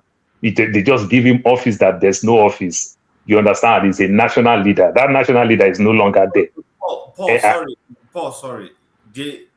How would they sideline him? Fashola was his man. VP was his man. Fashola was never Tinubu's candidate. It was Buhari that single-handedly picked Fashola. No, Fashola was having heavy issue. Was not Tinubu. Hold on, Paul. The point is bringing them to prominence. It was not No, so you understand something like the way you say state now, a state governor will recommend a minister. In Tinubu's case, Tinubu recommend. You understand? But in this case, Buhari said, I want Fashola. Fashola, that's why Fashola is not in Tinubu's cabinet today. They don't have any relationship. They lost that relationship for a very long time. Before Fashola even contest for second term, in APC in Lagos, there is what we call justice and mandate. At the time, Fashola positioned himself in the second term. He positioned himself to go to Labour Party that if we fight, we're going to divide it, then opposition will win. So Tinubu said, this crazy man that smoked cheap cigarettes, let him go. So Fashola was the only person that fought Tinubu. Fashola was not Tinubu's candidate, like, I recommend minister for Lagos. No. Buhari single-handedly picked Fashola. You understand? So these things. So, but Fashola had Tinubu have good relationship with Nuhu Ribadu. Remember, Tinubu even support Nuhu Ribadu to contest early stage for president with a so-called ADC then and the likes. So the relationship is there. So to some extent, rumor and everything, they discovered to some extent that El-Rufai also worked against Ribadu, but Ribadu was very patient. So when the game changed and everything, Ribadu did the same thing. So El-Rufai is fighting back and everything. And when Tinubu also comes, Tinubu at the same time too also want to sideline the CPC version of APC because they were very powerful. They sidelined the ADC faction when Buhari was in power. So history is repeating itself. For now, the ADC faction is gaining more strength. They whittle down the CPC faction of APC. Remember, there is three-party, ABGA and the likes that make APC. So these are the things. So all this problem is going there. And you know, when rumors started going on, so they started having issues. They've been managing this issue for a very long time. But what they did, and everything, El-Rufai could not believe that Nuhu Ribadu can know all these things. Will not even like call him, even when they've already settled some of the issue privately. So the humiliation was too much for him. So he's fighting back, you know. So as he's getting stronger again with this ADC team, so okay, it's time for us to fight back to whittle down. Then another aspect of it again, as at this period, this is the only time that the Northern in Nigeria is losing power heavily. The Northern, they are on their low. Sorry, when I say Northern, I'm talking about the Northern Muslim politician. They are losing power. You can see the Trump bombing of the next local government to the Sultan of Sokoto. Everybody will be wondering, why is all this? Sorry, I'm going here and there. Why is all this thing going on? Because so the way America see it, they see it like this. Northern and the emirs are like governor. The Sultan of Sokoto is the president. Trump bombed the next local government to the Sultan and indirectly threatening that the next one will be in your palace. Even rumor is saying it today, Sultan of Sokoto is hiding. You understand? He's hiding. He's not sitting in his palace and everything. So this thing, so the Northern now, they are really, really on their low bar. So what they are doing strategically now, they are picking all the big guys. They want to whittle them down. You can see the Kwankwaso, who did not start Boko Haram. So all the big guys, they are touching them. Now let's touch and everything. Tinubu again is willing to compromise anything to be in power. Anything. Tinubu is willing to compromise. But El-Rufai, who happened to also be a radical, El-Rufai too want to cause that confusion around also trust issue with Tinubu and American government. That's why you can touch that phone. And they fall for it completely. They fall for it. Why? How did they fall for it? Come on, they didn't bug my phone. You didn't say that. You say, based on your word, we're going to arrest you. That is the height of stupidity. You're supposed to call this person for questioning. Ask questions. How did you tap the phone? Who did you use? Everything. You didn't even say anything. They didn't say anything. Just based on your word, we're going to arrest you. The government is just too weak. They don't calculate their steps very well because all they are thinking is just, let us go win next year election. These are the thing and everything. So in this part, I think El-Rufai is doing a very good job. Right. They're talking about the other part when you talk about El-Rufai with somebody like Chidi Odikalo and other things. To some extent, many of those cases, what we call civil case and everything. Some of those cases went to court. Ask yourself, did the government prosecute? Did the government look into the case? They didn't do anything. But because now it's affecting the government directly now, that is when they start to say, let us look into this case. And when government do things like this anywhere in the world, then we'll start reminding them, what of Yaya Bello? What of this one? What of this one? You understand, and every other thing. So the government is just really making mockery of our system. That's my take on it. Thank you, Paul. So Rudolph Okonkwo is here. I don't know. Maybe Rudolph should give us his own view. Put him back. Put him backstage. He's here to spy on us for City Boys movement. So Rudolph. Chim, thank you so much. You did a wonderful job. I just want to thank you, and I think you should end the show because I lost track. I just wanted to mention a few things. One is Dexter. I'm still waiting for your contact so that you can get the book that you want. Last week, I don't know what happened. I understand I got a message from Adama that network glitch. That Nwachukwu won and that Nwachukwu gave it to somebody. That has to be sorted out. And then, of course, Chim, you can end the show, have a rant with everybody here, and end the show, and then hand over to Forefathers. What time is Forefathers coming on? Whenever you finish with the rant, he will come on. He's ready. So about what you guys are talking about, I didn't listen to all the conversations. I just thought about something. When Buhari was president and he came to the United States, we went to interview him. And I remember that Adiola was in contact with the chief security officer. And I overheard the conversation where we were with him, and we're saying that Adiola was saying, we sent you an email and you didn't respond, that kind of conversation. I was horrified when the man said, oh, which email did you use? This is my email. And it was, I think it was Yahoo or Hotmail. So, and I had to tell the man, this is what you are using, chief security. It was unbelievable. So sometimes we think that Nigeria is sophisticated, that how could they hack account phone number of national security? You'll be surprised. I mean, we had Professor Nimi Wariboko came here one time and told us his experience when he was with the National Security Advisor trying to help them do something. That they don't know anything about these sophisticated things that we know in the West. They still use, what are they using even at this point? What do you think they are using? Who set it up for them? Is it not somewhere people from the West? What equipment do they, anything can happen to our security. It's not something that we shouldn't think that way. All right, but that's it for me. Chim, you did a wonderful job. People are saying that I should retire, that you should take over. So anytime you are ready, let me know. I'm willing to retire today. And you have not mentored me well yet.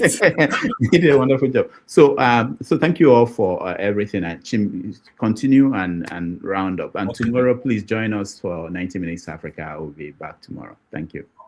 Doctor, before you leave, 1 second, please. Doctor, I am the official first person among all this panel that read your first book. One of your oldest candidates. Compensate me now, say that. Oh, yeah. Paul, we talk. Yeah. Rudolph, thank you. You put out a cartoon before you go explain. Which one? Every day we are putting out one now. It's a new. The one where you put out 2 days ago, that you are alluding to the fact that the Americans here for Christian genocide are there to defend the Minister of Mining. That's a very heavy one. So just look out tomorrow. There will be another one. Thank you so much. Okay. I appreciate it. Okay. All right, guys. We just want to so that we can finish on time, and then Forefathers can come in. I want us to be able to talk about this other topic. There are a lot of things to discuss, but we just have to settle for one. So pardon me. This is the one that I think is easiest for us to deal with, so that we don't exceed the time exceedingly. So during the week, there was a function. The president was there, and this happened in that function. I hope I have the right way to play it. Just give me a second. Yes. Oh, Papa. Mm-hmm. Is arranging to confer a very high honor on Sunday go,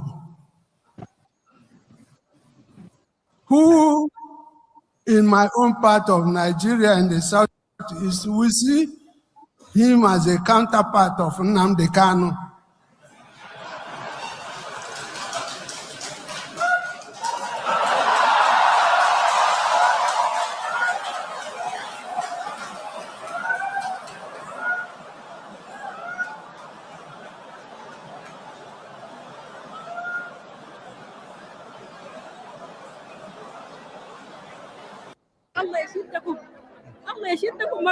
نحن في هذا الموقع بتمويل كريم بمؤسسة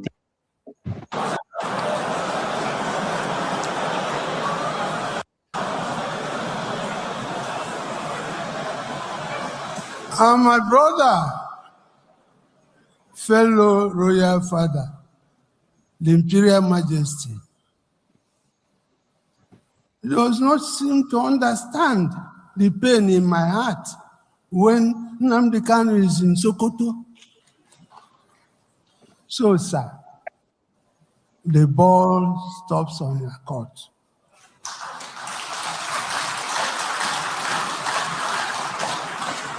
Bring this man out.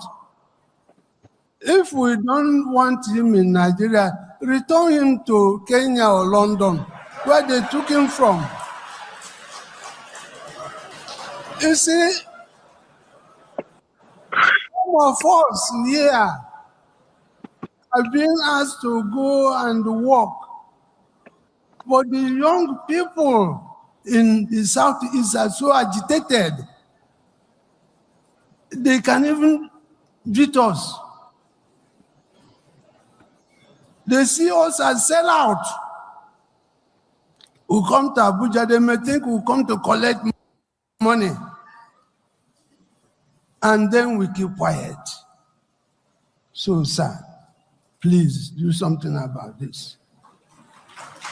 Do something about it. Okay, so I'm sure we all have context to that video. Because we are slightly running out of time, I don't know what your thoughts are. I just want to have people's thinking. What do you think about that? I found it interesting that this is for the first time in a long time we're seeing a person in prominence being able to speak truth. You know, we might all differ. I mean, those who still think Nnamdi Kanu should be in jail, that's fine. It's your view. I'm not going to contest that with you. But the point is, personally, like I said the other day, you know, and Rudolph, when I said, I want to see more leaders in Nigeria. And I use Emeka Anyako as an example there. Even though I didn't mean any harm, I just mentioned his name. I rarely see leaders who stand up in forums like this and tell, you know, someone like the president the truth. Say, listen to what's going on. This is what is going on, not right or whatever. What I see is people who, like Akpabio and the likes, who just stand up and tell the president, you're doing right. You're doing okay. It's time we start having people, and this is not about Nnamdi Kanu's matter, but it just so happens that this is where I found it. I just want to hear our views. Everybody here has two minutes to go around, and then we do a rant. Starting with you, comparable. I'm going to go in that order. Yeah, thank you. Thank you, Jim. The moderation today has been fantastic. Okay, so I'm going to give you a kudos. So I hope you come more often and moderate. You be a perfect gentleman. But having said that, I was having Jim when that guy was speaking, man. Having somebody from my kinsmen be able to speak eloquently. I mean, we have all the governors. Of course, we know where they are. It's all about political capital. So they don't really want to speak to that. Whether they're against Nnamdi Kanu to be released or not, I don't have a fact to back up. I can only have my own conspiracy. If it's asked me, I would say, they're against him because they know what Nnamdi Kanu stand. They don't want, if he come out, it's probably going to usurp whatever right they have. That's the way they're looking at it. But that was very commendable. I hope a lot of people can come out and speak, more often like that guy speak. Not about all this city boy, selling out. I mean, that's their own political view. I don't really have anything against them, but Whatever they don't have that much political capital when it comes in the Southeast. The village boys are going to win all day, anytime. Okay, so let me tell them that's not going to buy them anything. But anyway, I have what to say. But my kudos to the guy. Okay, I hope other people will come and speak. Thank you very much. Thank you very much, Comparable, for sticking to time. So I hope Okpabolo will also do the same. Okpabolo, I will put it this way. We've heard it. Somebody asked me, how do I know what Akpabio tells Tinubu? How do I know? I know what Akpabio tells Tinubu because if majority of Nigerians are saying we want real-time transmission of election votes, and you say people are just ranting, it means you are not telling the president the truth. People should be able to say, Mr. President, Nigerians want a free and fair election. They don't want it to read. So even if we want to get you back to office, we're going to have to look for some other smarter way to get you back to office. But we have to give these people, or be seen to be giving these people, what they want. Okpabolo, why is it difficult for people to look their fellow men in the face and say, sorry, what you're doing is wrong? We had a Senate once that could do the kind of thing that this Eze did when they were doing a third term. And the Senate president said, all of you who have gone to our constituencies, and our constituencies don't want a third term. But if you want a third term, we are going to give you the floor. You will mention your name, mention your constituency, and tell us where you stand on this particular matter. Okpabolo, why is it difficult to do that in these days? All this, I think, all these things are just is what Noam Chomsky classified as manufacturing concept, right? If we understand how the system they work, you understand. No be by say the president, vice president, the senate president have to talk to this one, have to talk. No, it's beyond that, right? That's why they always emphasize the fact that these people, both the opposition and those in power, they came together and write the rules and regulation of the game. That's the only industry that kind of things they happen. Now, somebody said in the comment section that the average Nigerian person is bombarded with so much information and they don't know what to do anymore. That's true. And that's why I only emphasize the fact that, yes, when this leader, they tell us the leadership is the problem, leadership is the problem. Yes, leadership is the problem down there. There's nobody to actually lead the people. Up there, the system is working fine. That is how it is built to work. It's built to serve few people. So for that to change, in the majority of the people need to be educated, conscientized. That's where the problem is. That's where the leadership feels. So those that want power, right? If they really want the things to change, probably if the Senate to react, you go to their constituency because now those people go breathe and come back. No be Tinubu, right? Yes, money is the order of the day. Tinubu need to oversee all the money and all that. But no matter how, just like you did and Chim, how much I go fit take bribe you, tell you say Nigeria they function past Canada. There's no amount of money where I go take bribe you. Why? Because you know you are living the experience, you are seeing it. Not be say you read out, somebody tell you, or somebody come preach you, you live the experience. The same thing, this leader who want power, if they go down there and sit down with the people, make them to see the truth, why there's a need for this electoral change reform to take effect. I swear to God, Akpabio no go to meet Tinubu. They go in constituency every weekend. Because now those people, even though, well, they don't vote for them, right?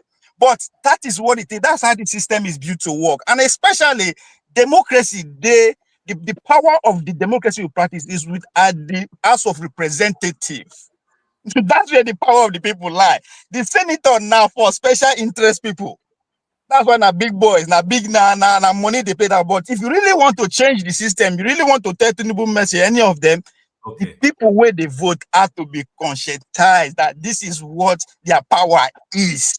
Right? Somebody had to organize them to use that power. Now, like military, that's why military to get generals, to lead them to war. You have to tell them what to do. There is nobody telling Nigerian people how the system works. But those in power, I don't expect them. But those who are looking for power, they're not doing it because what? Now, turn by turn. Don't just die. If you don't die, you go get something. Now, KJD, so one day, if you become president, the possibility that you will be a PA of communication to the power is there. Make it not just die. All right. No problem. Thank you very much, Pablo. Tony, coming to you, and then in that order to Paul. So you watched the video. Now, the whole idea is not just necessarily because of Nnamdi Kanu's matter, just for so that people will understand.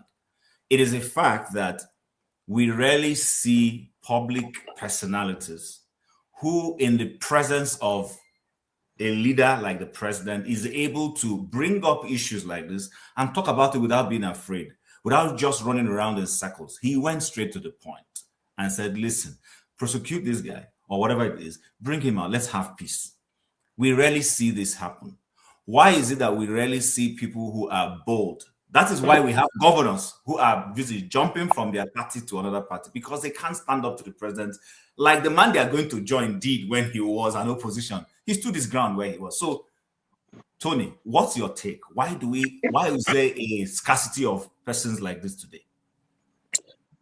Well, first of all, let me, I have my commendation for His Royal Majesty Igwe Ambassador Dr. Lawrence Agobus, for his speech. He was spot on. But I disagree with you, Tim, over the exact thing he was saying. I think basically he was talking about fairness and justice. And let me quote what my Lord Gordon Hewitt, Lord Chief Justice of England, said in a judgment in 1924. And this is, I'll read it, this is in quote. It is not merely of some importance, but is of fundamental importance that justice should not only be done, but should manifestly and undoubtedly be seen to be done, quote and unquote. That statement is credited, it is become a popular maxim in law, and is credited to my Lord Gordon Hewitt, Lord Chief Justice of England. Now, the point here is that if you look at the entire judgment itself, from the process when it started, from when he was renditioned and so on and so forth, and you situate it with or just oppose it with the things that had happened prior, His Royal Majesty was saying there's not so much difference between what some other people have done and they have been treated differently. So, in fairness to this person, he's saying, so I think the Nigerian government has failed in that respect. But it's not late, because he's saying that the Attorney General or the President himself, the President himself can exercise the prerogative of mercy. After all, he has freed, he has granted pardon to armed robbers and people who did worse things recently. So he can do that. But I think that this situation, in my opinion, was created so that the Igbos can come a begging, and then maybe they will use it as a political pawn, or becomes an object for which to negotiate maybe power or votes or whatever. So I believe that at some point this thing will be resolved. It's not going to languish there. It's not going to spend the whole years there. At some point there'll be a resolution, but it's going to be, this time it's going to be political. So that's what I think that is being done here. Have people spoken? Yes, I believe Anyoko had spoken. When Buhari was there, I remember that some Igbo, very close friends of Buhari, came to Buhari and spoke to him about this whole issue. And he said to them, you have asked a very difficult thing. That's what he said. So it's not as if people have not been speaking. People have been speaking privately. People have been speaking openly. I know some governors who have also gone to the president to say, look at this thing and do something about it. Right. But that's not diminishing the dignity and the honor and the way he presented it, because he was humorous, but was hitting the nail on the head and at the right time and the right point. Yeah. Okay. All right. Thank you very much, sir. So 2 minutes, don't forget, so that we can do our rant and close. Mr. James. Yeah, please, if I'm exceeding 2 minutes, let me know. Okay, no problem, Yeah. for sure. You see, the world we live in these days is a world where truth is relative. Not only that, we live in a post-truth era. That is the world we live in. Anyway, about last week or thereabout, I was cracking a joke with Dr. Damagis on this platform. I was inside the Atlantic Ocean looking for sediments for my work. I met two fishes inside the ocean. They reincarnated. They were dead, their previous life, they reincarnated. The reason the elders in heaven asked them to come back is that there was some argument they could not resolve. One of the fishes lived in a well in his first life, the other one lived in the ocean. So while they were walking down memory lane, the one in the well said that the world is a very small place. The one in the ocean said, no, the world is a mighty place. I could not even travel everywhere. The well fish said, it's a liar. The one in the ocean said, we live in water. The one in the well said that is true, but the water we live in is salty. The one in the well said, no, it's not salty, it's fresh. The one in the ocean said, I had so many friends. The one in the well said, no, it's not true. I was a loner. The one in the ocean said, was describing ocean floor topography, volcanoes, what's it called, abyssal plains, submarine caverns, coral reefs, and what have you. The one in the well said, look, my friend, you are not on Earth. The Earth I lived in is different from what you are now saying. So at that point, they could not resolve their differences. Both of them are telling the truth, but from different perspectives. That is the world we live in these days.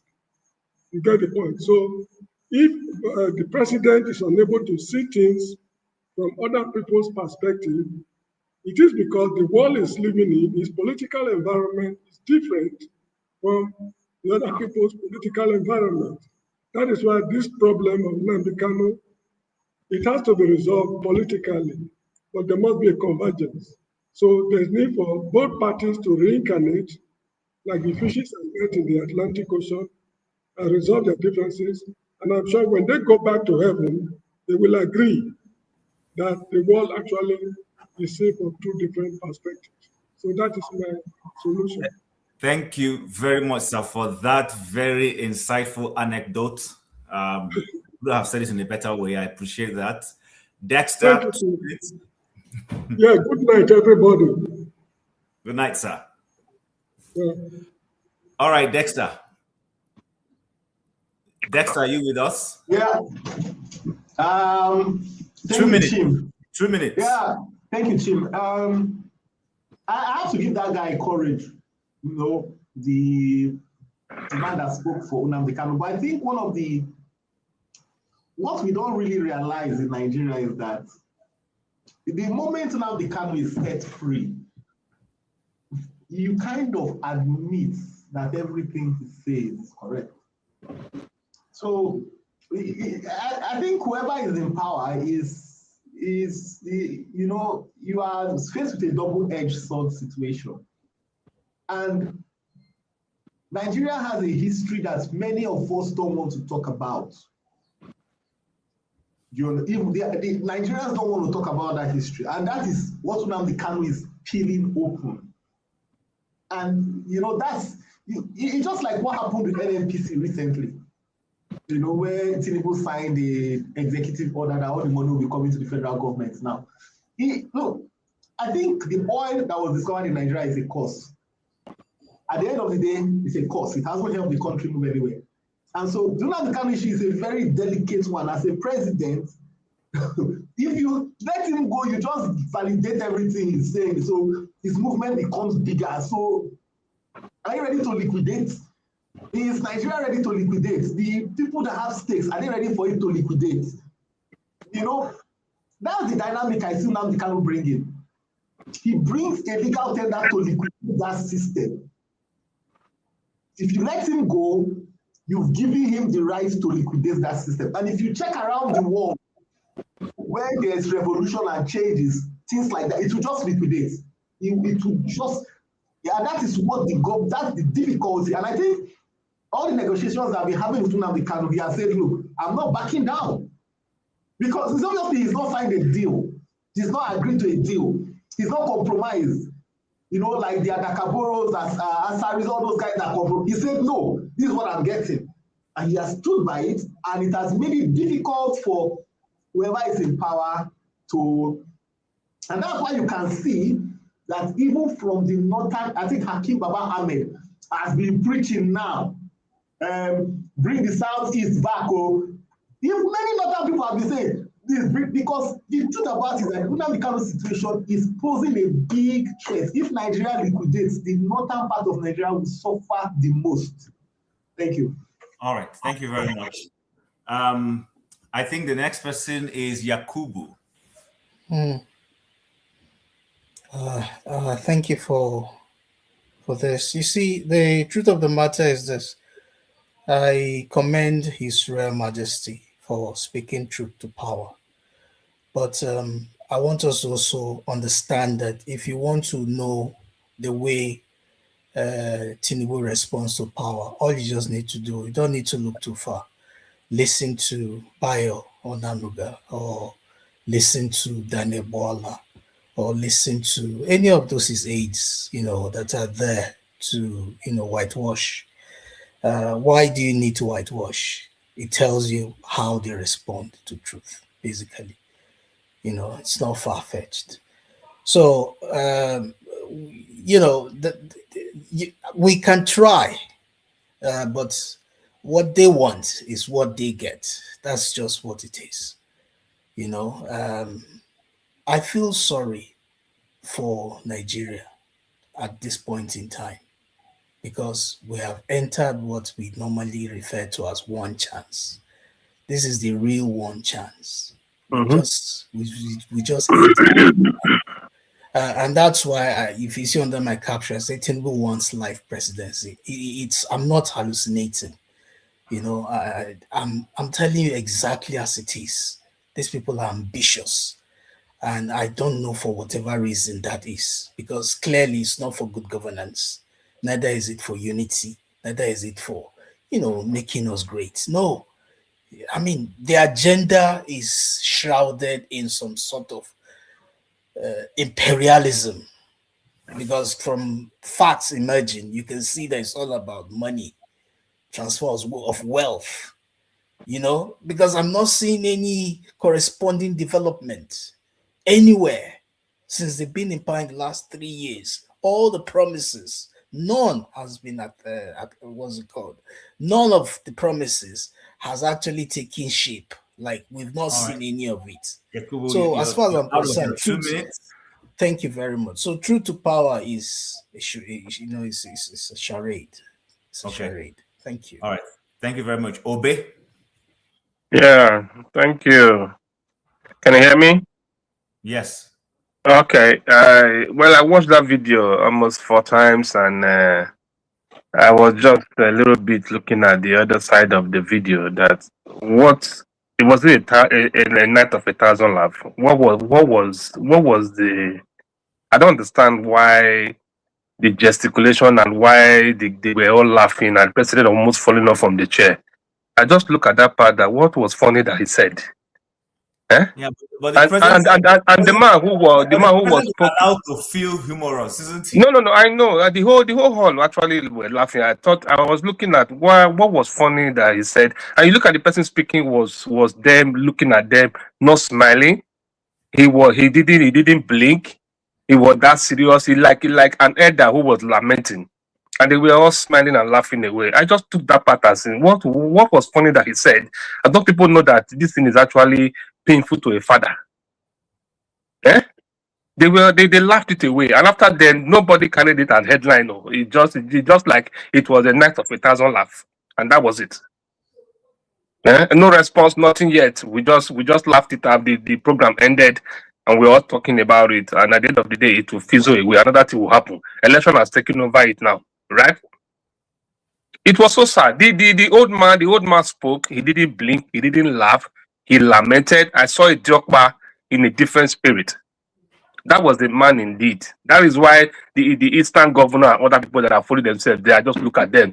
I just shake my head that can this kind of man look at I think he's a well-read man, the way he even spoke. Well-read man. Old man at that matter, and they were all laughing. And they were laughing. Igboho will carry a double chieftaincy title, and they will all be doing well. At the end of the day, they won't talk about it again. It's a pity, anyway, and it's so sad. Okay. Thank you. Thank you very much, sir. KJ.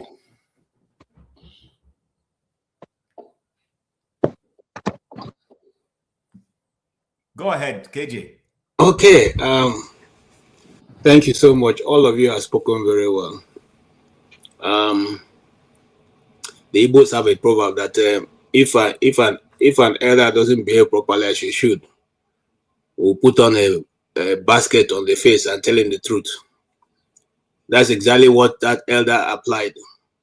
Put on the basket on the face doesn't mean that you're a masquerade or you're a jester. It simply means that you are going to say it the way it is. You can take it or you may not take it. And what Obe said is very true. Unfortunately, the Nigerian media who have known for a very long time that they are one-sided.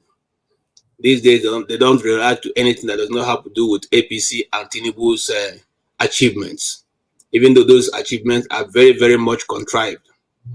But yesterday, I listened to a financial analyst analyze Nigeria and the situation we are in.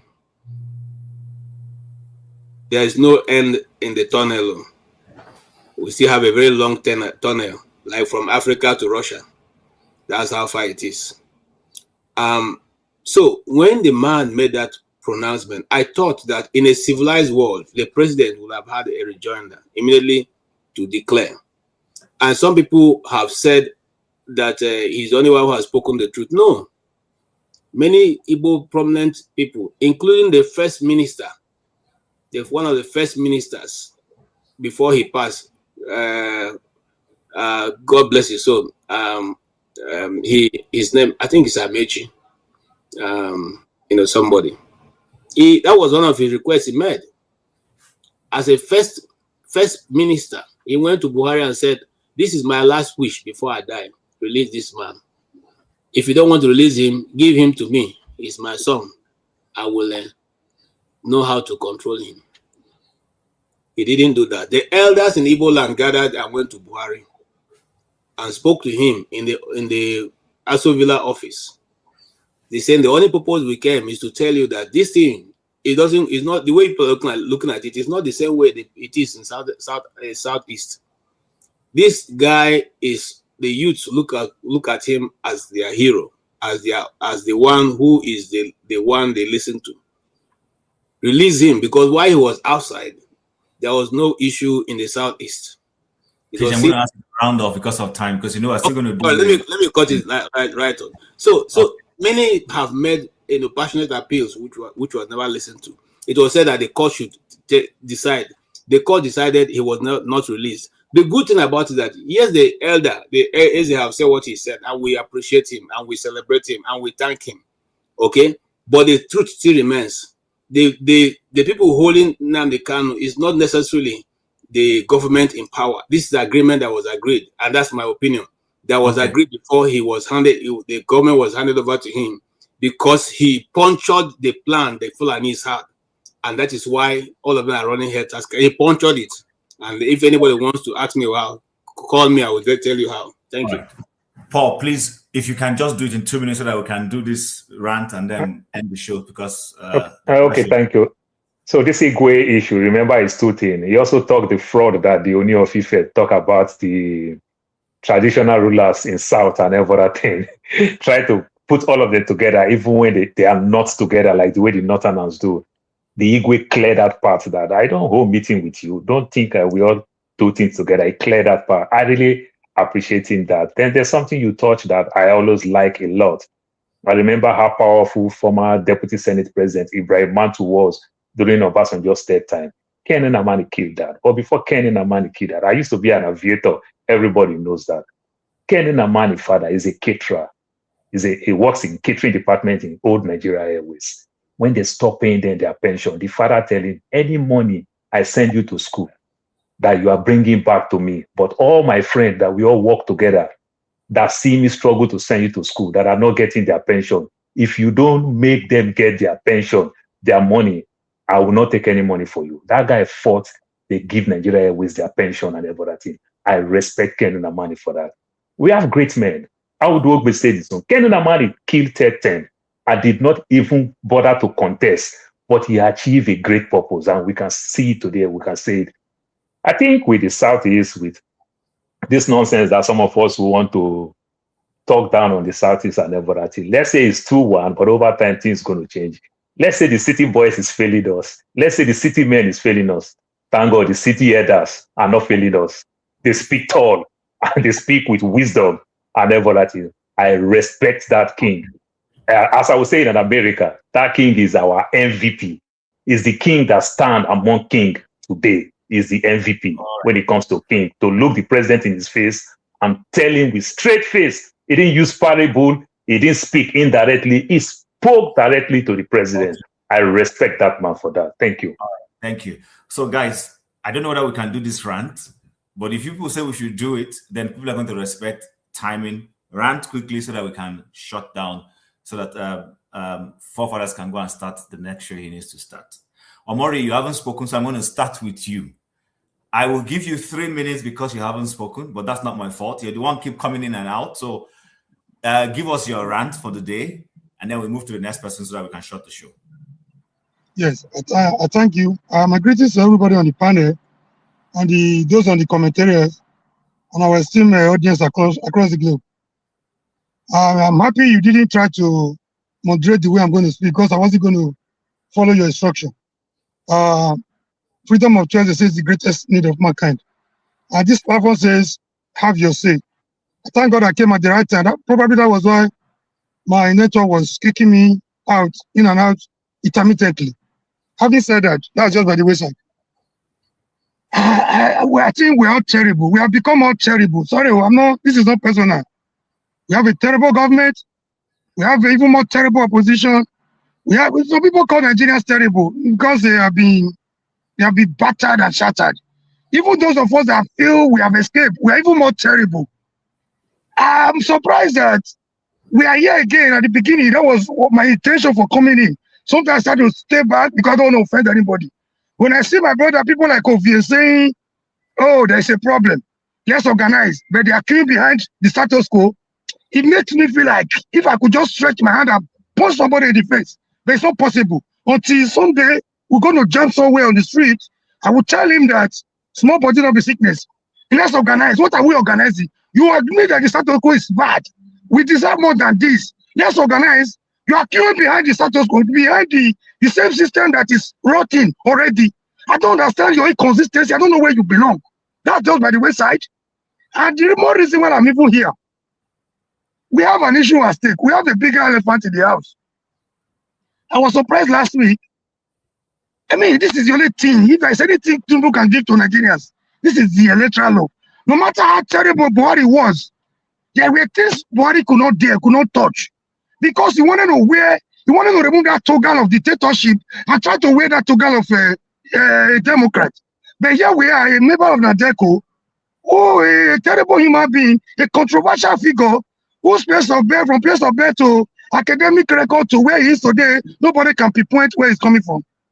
Who purported to be a Democrat, the only thing electoral law has just been, this is the only gift, at least you can give to Nigerians, at least to, even if you cannot even fix the economy, fix anything. Last week, the opposition was busy campaigning in the midst of the greatest evil that has been done to Nigerians for another election. And we are here, electing gentlemen. Most of us are doctorate degree holders on this platform. When they speak, I marvel. What kind of English is that? I wish I could speak the way Chima and Co are speaking. We are here waiting for another result from another system that has been rigged already.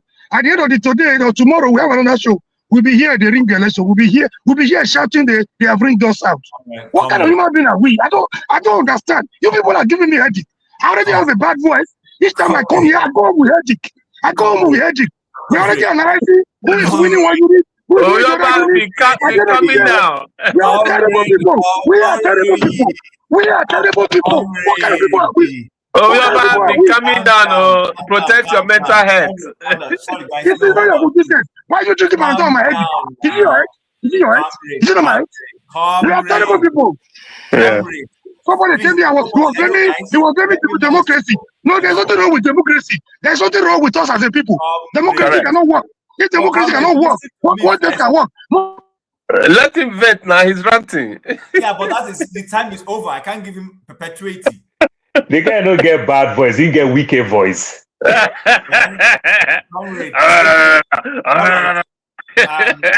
not going to waste time. Let's go to the next person, and that person is Ovie. Ovie, rant. Don't respond to comrade, please. Just rant. 1 minute. No. Thank you, Chim. My talk. Sorry. Sorry. Go ahead. Yeah, I get another thing they come up for my. Now Let somebody else go. I'll go after next. Okay. Who's the next person? Paul, please go ahead. So that just go that way. Okay, thank you. I'll just follow what Omori said and everything about Tinubu, that we don't know him and everything. It was so funny. I even dig into Tinubu's wife. Everybody will say Remi Tinubu is from Delta State and he's Shekiri woman. But traditionally and everything, you discover, I don't even know whether I'm checking from the right side and everything. I discovered that our father is a Yoruba man. He was even from our mother's side. But the politics, the way they play the politics a lot, you think that the father is the Shekiri, the Delta State and everything. I said, these people, you barely know these people. I tried to even dig deep to dig into the woman. I can't even see anything, you understand, tangible that I can really hold. Other than truly she went to University of Ile-Ife and the likes and everything. I can't see anything. Like, you can't really understand Tinubu. It just, that remind me of that song that called Enigma. These are like Enigma. You can't see anything. They are just in the dark. You understand? We're in a low bar. That's my take. I don't really have anything. Omori just make me laugh. Omori, I'm sorry if you take it personal that I say you have wicked voice. I just want to make us laugh a little bit. Omori alone, please. KJ, please, let's go on quickly. I'll come to your bubble.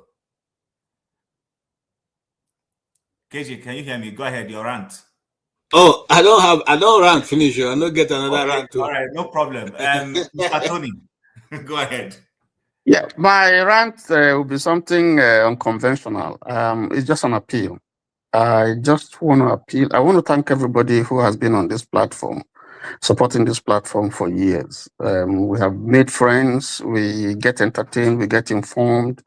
Some of us can do without tuning in and listening on this platform. My appeal, a special appeal is, if you are on this platform and you are listening, take out your debit card.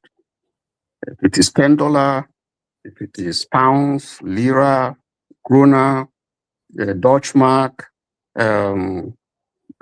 shillings, kwacha, whatever. Yes, francs, CD, whatever it is. Naira. Please.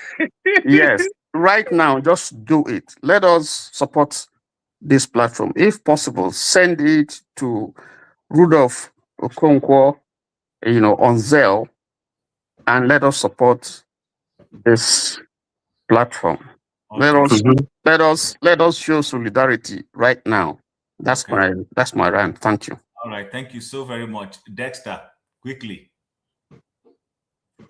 Dexter is on call. You can't get me. I'm moving to the next person. Yakubu, please go ahead. Yeah. So my rant is this. I think that many of us here are going to fall guilty of the same things that many of us here, they put us in the same position. We will not want to be held accountable the same way the people we see around the corridors of power. Ovie is a typical example here. And so many of us here. When I listen to Chude in Kimbale's podcast, I just realized that unlike other countries where you have a baseline of things, Nigeria is like we don't have a baseline. The justice, we need to really do a lot in education, because the expectation that many of us come here and maybe you stayed in the Western world, and then based on what you have seen, you are now imposing that expectation on Nigeria. It's just, and a lot of African countries. I will cut you off there. It's just it is just you are putting an expectation that cannot be achieved. Okay, Because thank you. we are not doing the basic things. All right, Dexter, we have to move on. Yakubu, quickly, please. My rant basically is that please, APC, stop playing politics with everything. You know that killing that happened in Waro in Kwara State? You won't believe that APC carried rice there and they were campaigning for votes, you know, in the midst of all that carnage. I mean, let's have some sense. That's my rant. Thank you very much. Foforas, do you have a rant, or you want me to move off to the next people so that I can close? I can do a rant now. I guess I'm not exactly. Thank you. Greetings, Chim. Thank you for hosting, and greetings to all the panelists, all of you, and Tony. Thank you for begging these Nigerians to donate. They needed to be reminded. And also the viewers, thank you all for viewing. I have to say, I've had a lot of people criticize Ovie here, which is interesting that I'm even commenting on him. I don't normally comment on individuals. I actually think he is going to do better than most people here, because at least he understands more. He understands more. And his dada. Meaning what? Meaning he sees the rotten face of Nigerian society that likes to thumb his nose at others, and he sees the hypocrisy. And he is supporting them. Let me see. He sees the hypocrisy within the society, and maybe that's what he's doing. There is this program, The Watchmen. The guy that is called a comedian. He does all kinds of crazy stuff. You think he's one of the establishment, but he's basically laughing at the entire system. So sometimes the way Ovie carries himself comes across that. Can somebody, father of the nation, can you calm the children? Who's got children there? Yeah. Oh, they won't let me talk now. Suddenly. I have muted everybody. I don't know where the noise is coming from. Maybe it's you now. Ahead. No, it's not me. Go ahead. Okay. So my point is that you be careful what you are pointing at, because I've spoken to Ovie before, and he has shown himself to be quite knowledgeable. I have to give it to him. Though, I like to think that I'm better, but still, it is what it is. But he's knowledgeable and more deep than most people will give him credit for. I don't know why Omori keeps going after him, because Omori sees things from the... It's very controversial, contradictory. On one hand, on the other hand, let's support Okebolo forever. What does that make sense for you? It makes sense. It makes sense to me to an extent. Yeah, no, I'm not. I'm just trying to say that he sees things from the surface sometimes, and that's why he just have it. Think about it. When Ovie talks about things, yeah, I'm not always a big fan of some of his position, but he's not ignorant. He's not ignorant, and you need people that are not that ignorant. And I can see him being brave when the time comes. Maybe. Just maybe, at least more than most. So let me get on with this thing, what I've seen in Nigeria anyway in terms of this election. There is this ADC candidate that has been around. He's everywhere.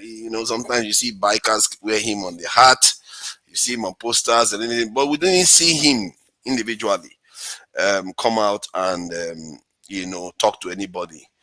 The APC candidate, I don't even know who he is. I just saw him once on a poster, and God help us if he goes and wins again. So, that's Nigeria, even if you don't see him anywhere. But the grassroots, in terms of Abuja, the ADC candidate is the one you see everywhere. And God help us. I hope he wins, because some parts of Abuja is not doing very well. I can tell you that right now. And all this governments, Wike, so-called great builder and all that stuff. What is the point of building if you cannot even tidy it up? Your city looks shabby. I don't understand it, because I was watching a video the other day. They were showing Rwanda, and Rwanda, even if it doesn't have all the wealth and everything that Nigeria has, it's far neater and far more organized. When they build roads, they put pavements there. The gutters are hidden. Nigeria, Even Abuja roads, the gutter is there, right in the middle. Cars fall inside. It's like, why are we so shabby? And Wike is supposed to be running it. These are some of our best. We are quite a shabby people, and I think we need to do better. Thank you. All right. So Obe quickly, and then OVA, so that we can shut down, please. Yeah, thank you, Jim. In my rant is that we should realize that we've just fallen into one chance. Everybody, we need to reorganize. We need to put our heads together, do it our little ways, and see how we keep talking about this change of the status quo, because it's heading to nowhere. We are going to go down the deep if we continue in this tragedy. It's so sad. Yeah, that's it. Thank you. Ovia, quickly. You're the last man standing. Okay. So, Ovia, are you there? You're muted. Our father has spoken for him. Okay. So, Ovia, maybe you will keep it until when Forefathers comes on so that we can shut down. Are you serious? I'm muted. Okay, quickly, sir. You have nothing to say. All right. Okay. Am I really muted? All right. No problem. Thank you, everybody who has made today's show a wonderful one. I want to thank all those who have contributed, from Brick House Capital to Kulata, at Real K, George Bushell, Aladdin Kelly, Oscar Blackbone. Thank you very much for supporting the show. Let's continue to support the show. Let's continue to come in and express ourselves and make our views known about our country or any topical issue of importance. And once again, thank you to everybody on the comment section and all the panelists. I can't mention everybody one after the other because of time, but I want to let you know that we do appreciate you. And with that, it's a wrap. There's another show coming on, and Forefathers is going to be moderating that one. So buckle your belt, come back, and let's make it a healthy JoJo. I wish everybody a wonderful rest of Saturday, and whatever else you are going to be doing, all the best as you go doing it. Thank you.